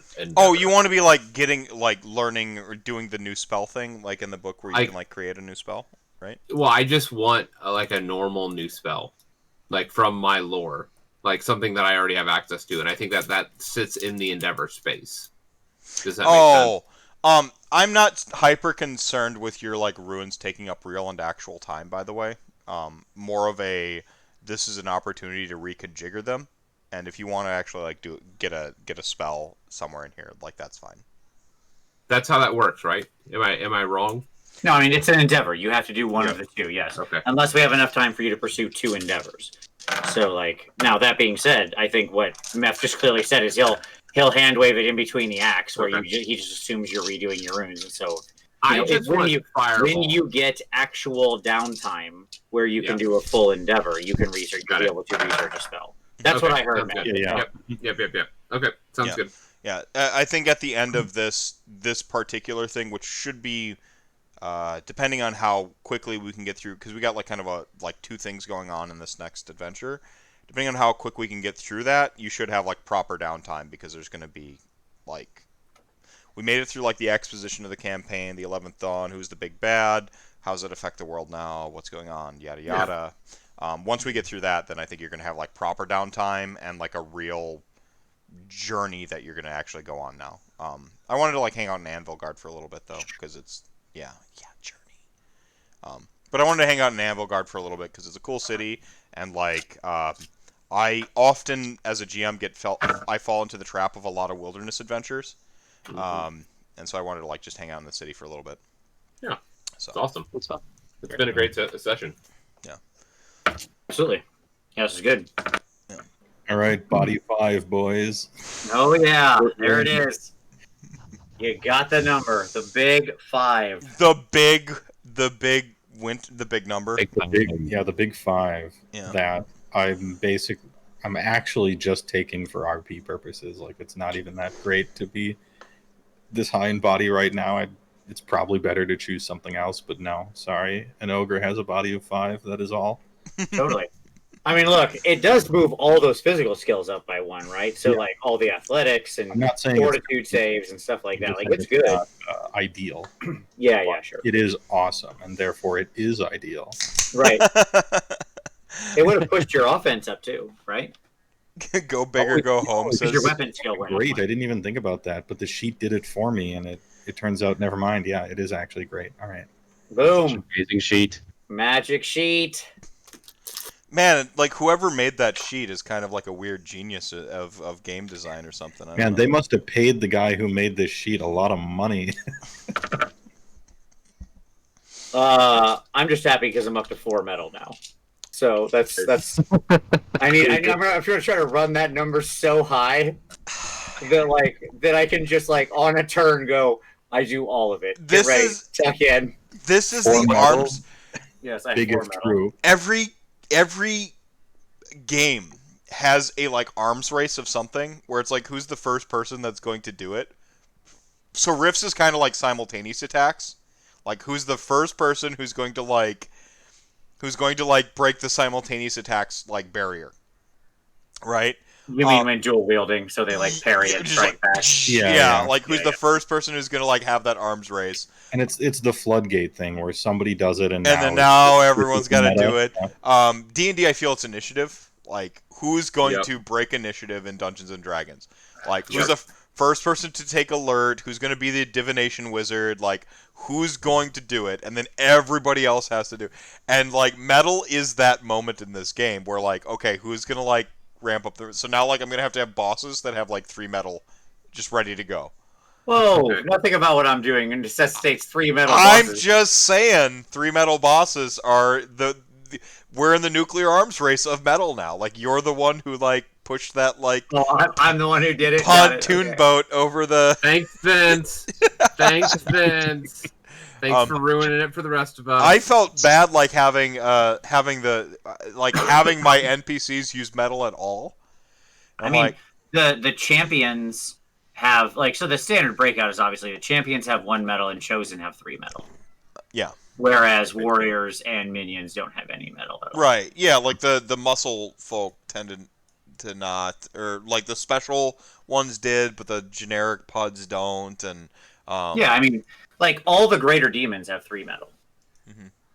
Just to give you an idea of what because again, they are brutal. Like those guys are brutal. Yeah, Skig is here as a 4 metal Chad, and I'm over here as a 2 metal plebeian. That increases metal. How do you get that to go up? How does metal go up? Your metal is your soul divided by 2, unless you have the strong soul talent. Then it also adds your devotion into it. So. it's like Ah. yeah, heavy metal Metallica. Yeah, how's it going, man? Yeah, metal is Metal Gear. Thank you so much for that one, Heywoah. I see you working there.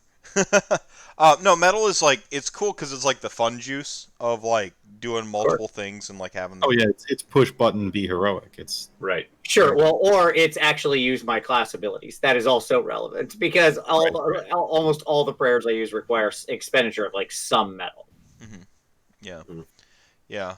No, I am enjoying the game as a priest too, because it's like most of your prayers actually require metal to do, and then each individual prayer requires a talent to just buy. Right. So it's costly. But I actually thought about house ruling giving you the what was it 3 prayers versus 6 spells. Like I actually thought about doing that. But I wanted. Yeah, I mean, I don't care for this game, but I mean, how it pans out naturally, Yeah. My hard feeling after this is that you should definitely start with 3 prayers, right? Like, and I would even say like you could be a little more precise with it. Like you could say 1 has to be universal, 2 maybe drawn from either universal or your god, something like that. Yeah, right? Mm-hmm. Or like you get this one when you have prayers, you gain these 2 prayers, and then you make the selection, right? Like something like that. Something like that. Yeah, you just start with so much stuff as a wizard. But it's all good. Look, I love Skig. Skig is fun. I wanted to do a little bit more of a like the platonic version of the game playing through it because I have a tendency to jump the shark, as you may have sensed already.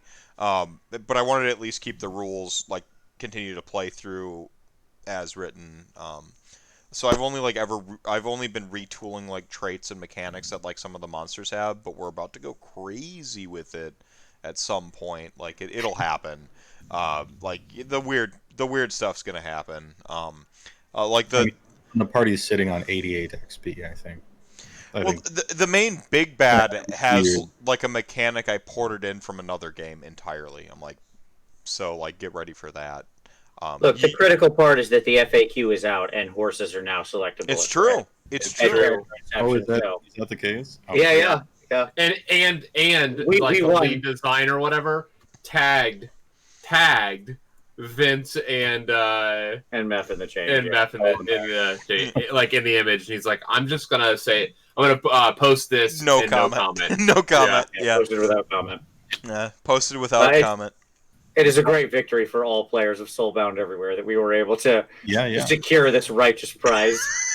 And it means they were probably watching one or two of the episodes, which is a win. And that they understand that it's like endearing, like it's endearing, like we're having fun. Yeah. Well, the horse economy jokes, TS like with the horse economy jokes was like TS defended like the horse decisions and so on and which so is forth. Ridiculous. But like Emmett was in chat when Vince and I were like going through that when we were doing the like kind of like the first read Soulbound like review thing, and Vince really like it should at least be like on the pet list and stuff like that, and that was like the great victory we won, right? Absolutely. But it was like, I don't know, like the fact that you get like 12 download codes for your Soulbound book, and mine like already like I because of my PDF thing, it already like updated on accident. And Yeah, I'm if you like, got it from like Drive Through RPG, it'll just drive through up through. Yeah, I got mine through Drive Through RPG or whatever. I'm like, oh, so like it's just there. Cool. I'm like, all right, rocking. So like that's just like I'm like, am I living in the future of like what RPGs should look like? Like I'm just like plugged into the Matrix. I love this. This is awesome. I'm we're five adventures in. I don't know if this is gonna make it into like the VOD or the thing I record. But what are your reads now? 5 adventures in. Not, you don't need to like embellish my ego in terms of the campaign, but like Soulbound. Like how are y'all digging Soulbound right now? I love how fast and effective and simple and brutal the combat is. I swear to God, it's my favorite aspect of this game. Fighting is legit fun and not at all trapped in minutia.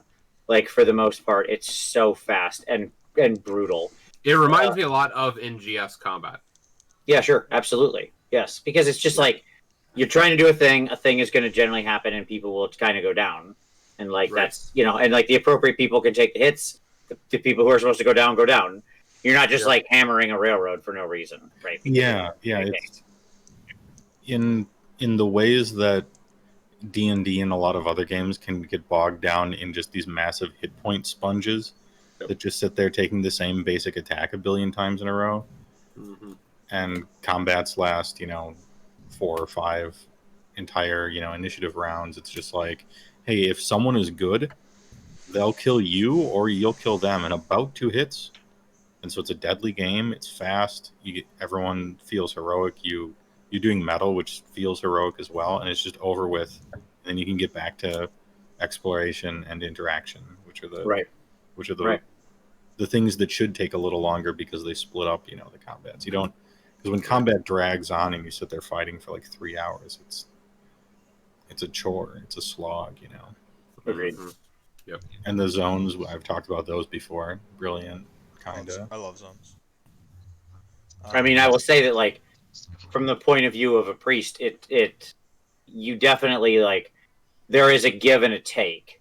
What I mean by that is like it's awesome to have no governor switch on how much I can use the prayers that I have, right? The miracles that I have. Like I can just you're not saving spells per There's day. no mana, yeah. You're just blasting. Right. Yeah. Exactly. No mana, no spells per day, no nothing like that. So like you want to heal, that's what you do as a character. Great, you do that. Right? That's your thing. That's what you do. I can heal just as much as somebody can swing sword. Right? Yeah, so like swing I sword appreciate character, that I do the with same magic. thing. Yeah. Yeah, and your healing is for that much. Like you heal for about as much as someone hits for. Yeah. Who's good at hitting. Instead of a It's diminishing return. pretty cool. Instead of like healing kind of sucks and damage is way OP, like which is kind of normal, I would say. Mm-hmm. It's pretty much just one. Like if I hit somebody for 7 damage, you can heal someone for 7 damage. Yeah, the only downside of it is the sort of there's a utility lacking that you get when you have like a broader but not as deep capability to summon spells if you compare it to something like a D&D, right? Where like the cleric can just I'll create food and water, I'll speak with dead, I'll do this miracle thing, I'll whatever. Like you have this vast array of prayers available to you where you're much more of a Swiss Army knife in what your capabilities are, right? Depending on how you That is this priest is super in your lane. In fact, like you enter combat, and I suppose you could attack. And on one hand, it's a lot of how you build and play your character. So I'm not, drawing too much into all priests in Soulbound, but it's really like, what do I do in and just kind of wait, and then somebody needs healing. Oh, healing is what I do. Bam, and then you like blast the heal. like real quick. Chuck's been talked over a couple times here. What were your reads?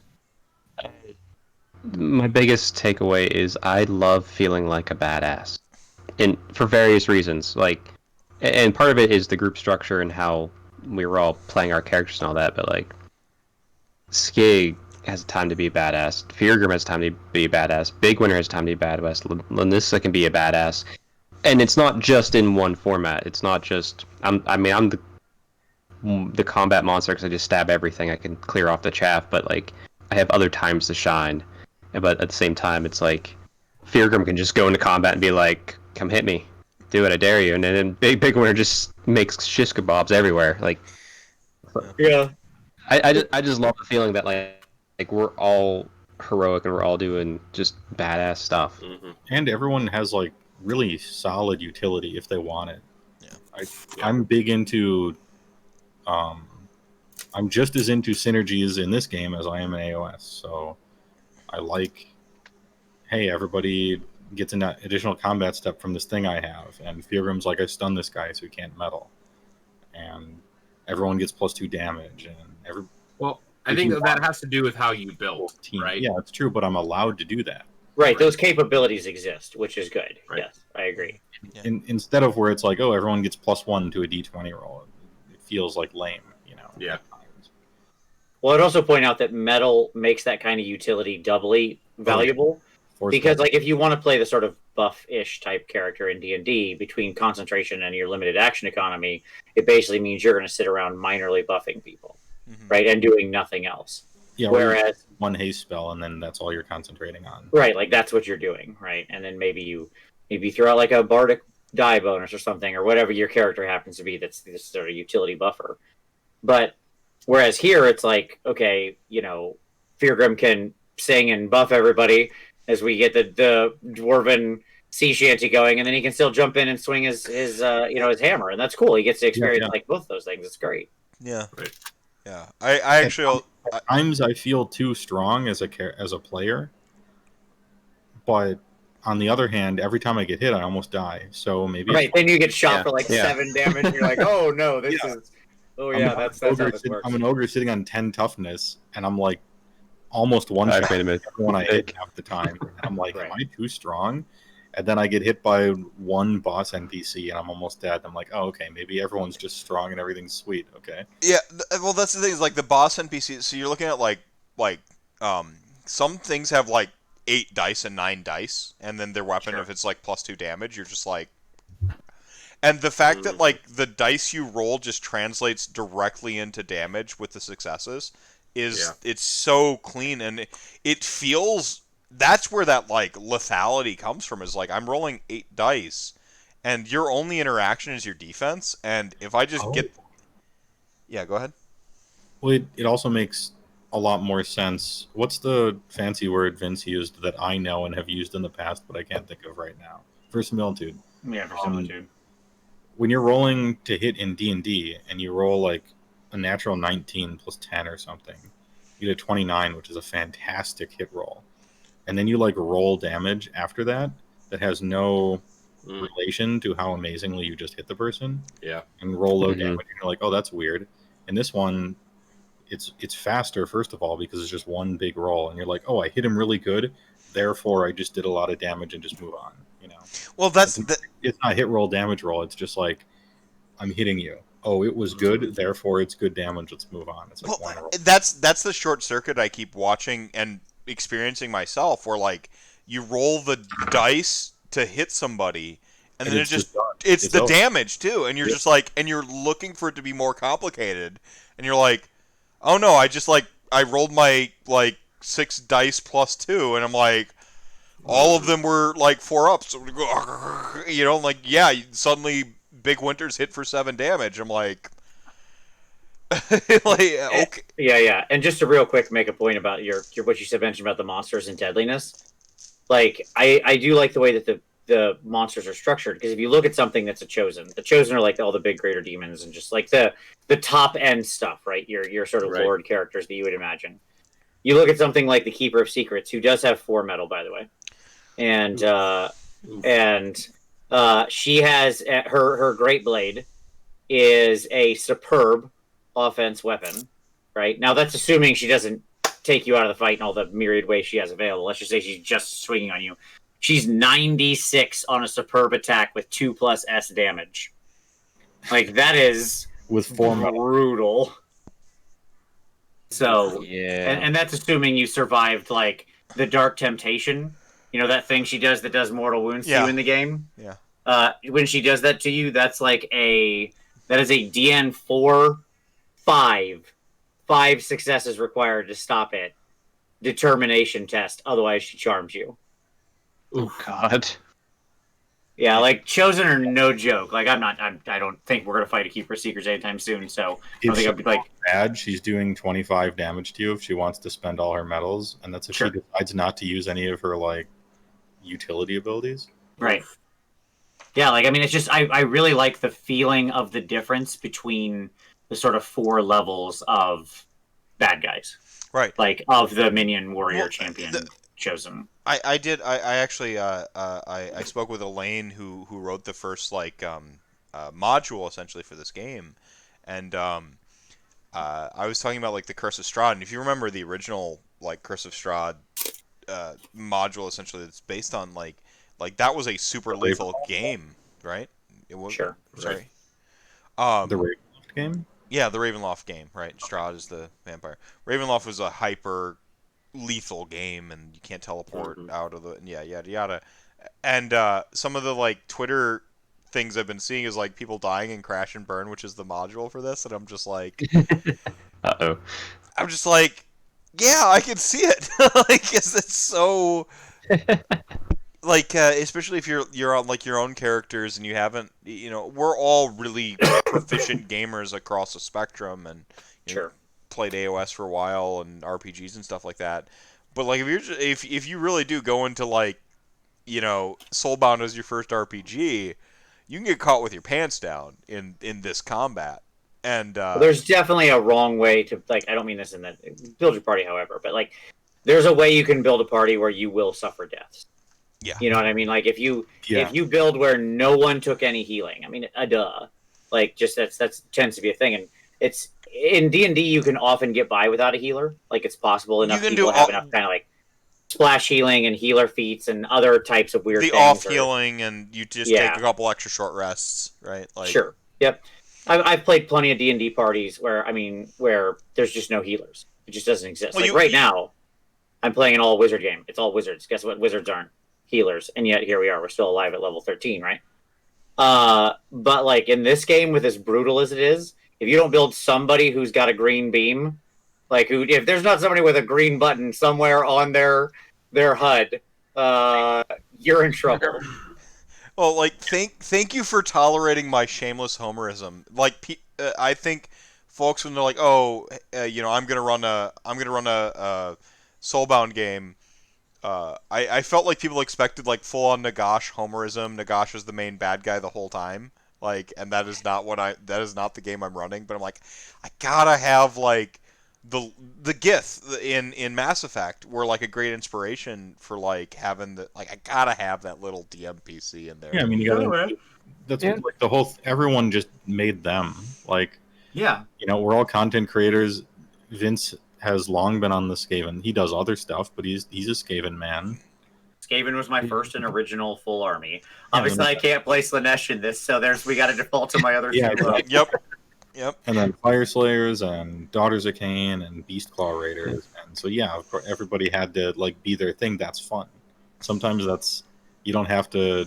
That's okay. Iconoclast all the time, like it's. I also the satellite episode in Cowboy Bebop. That's how I got the speaking style for Myriad. When the satellite episode. Which one's that? It's an Edward episode where Oh, that's the old chess man, right? Yeah, and she it's a satellite that was made and it reactivates itself and it's super lonely, so it starts drawing. Oh yeah. Okay. Yep. Ed intro. Yeah. Yep, yeah, I remember that one. Yeah, that's the personality I like took for Myriad. It was nice. Like I co-opted the Bebop where the satellite was like deactivated and then it woke up the war satellite and it was it woke back up and it was like super sad, so it started drawing Earth that it saw from before, and so it draws like mooses and shit and like ducks and like well, you mentioned like the jazz music through the street foot chase, and I was picturing the Bebop where the Datadog, right? Yeah, exactly. Yes, the Datadog episode. Yep, you got it. Yep, that's right. That's the scene I was picturing. Absolutely. Yeah. I'm a little sad though. Whenever Diaz was dying, I don't think you caught my Avatar reference I threw at you, but maybe you're not there yet. Where? Well, what was the Avatar reference? You remember whenever the party's all together in Avatar, and I'm drawing blanks names, but he tells Zuko that, yeah, my girlfriend's the moon, and he just goes, "That's rough, buddy." Oh yeah, at the end, like Trying to catch you out on that, yeah. I was trying to catch you on that. You're just like, I'm like, oh man, I I haven't. thought you were a fan. So I know I watched it the first time through. I'm only on the second season right now, and Zuko's like evolution as a character, like his character development is so good. Even like he has some of the greatest character development in like any series ever. Like bad guy trying to restore honor, relentless, ruthless. All of season 2, this is the top secret project. That the season 2 like Zuko is like a big inspiration for me in like how I'm writing. Like, how do you have like a bad guy where like you suddenly have to focus on the bad guy now? I'm just like, it's fucking Zuko, man. Yeah, go ahead. Like, this is your second time watching it? Yeah, well, I mean, I caught bits and pieces, blah, when, and then, like, I'm like, I'm an adult, I'll go back and watch this whole thing the whole way through, and now this is my second time watching it on, like, because it's on Netflix now, so. Yeah, it's really worth, like, taking it slow the second time, because there's so much nuance that you miss and can still miss. That, like, if you think about it, really, like, makes characters blow up even more, and they're already fantastic characters, every single one of them, so. Well, Aang is far more tragic than I realized the first time through. Like, Aang is a very tragic character, and, like, you're like, oh, it's slapstick, like, silly kid humor. You're like, no, Aang is running and hiding all of his pain the whole time.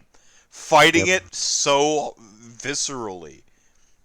And I think one of my favorite that I heard, everybody watched it? I don't want to spoil it. Has everyone here watched it? I've watched most of it. Well, the people It's watching fine. might not have watched it. That's your only issue. Oh, well, hey. The audience. I forgot we're on the stream still. Whoops. I've seen random episodes and always meant to watch the whole thing, but haven't yet. So okay, so I'll say I'm sure it's good, but yeah, Phil. Yeah.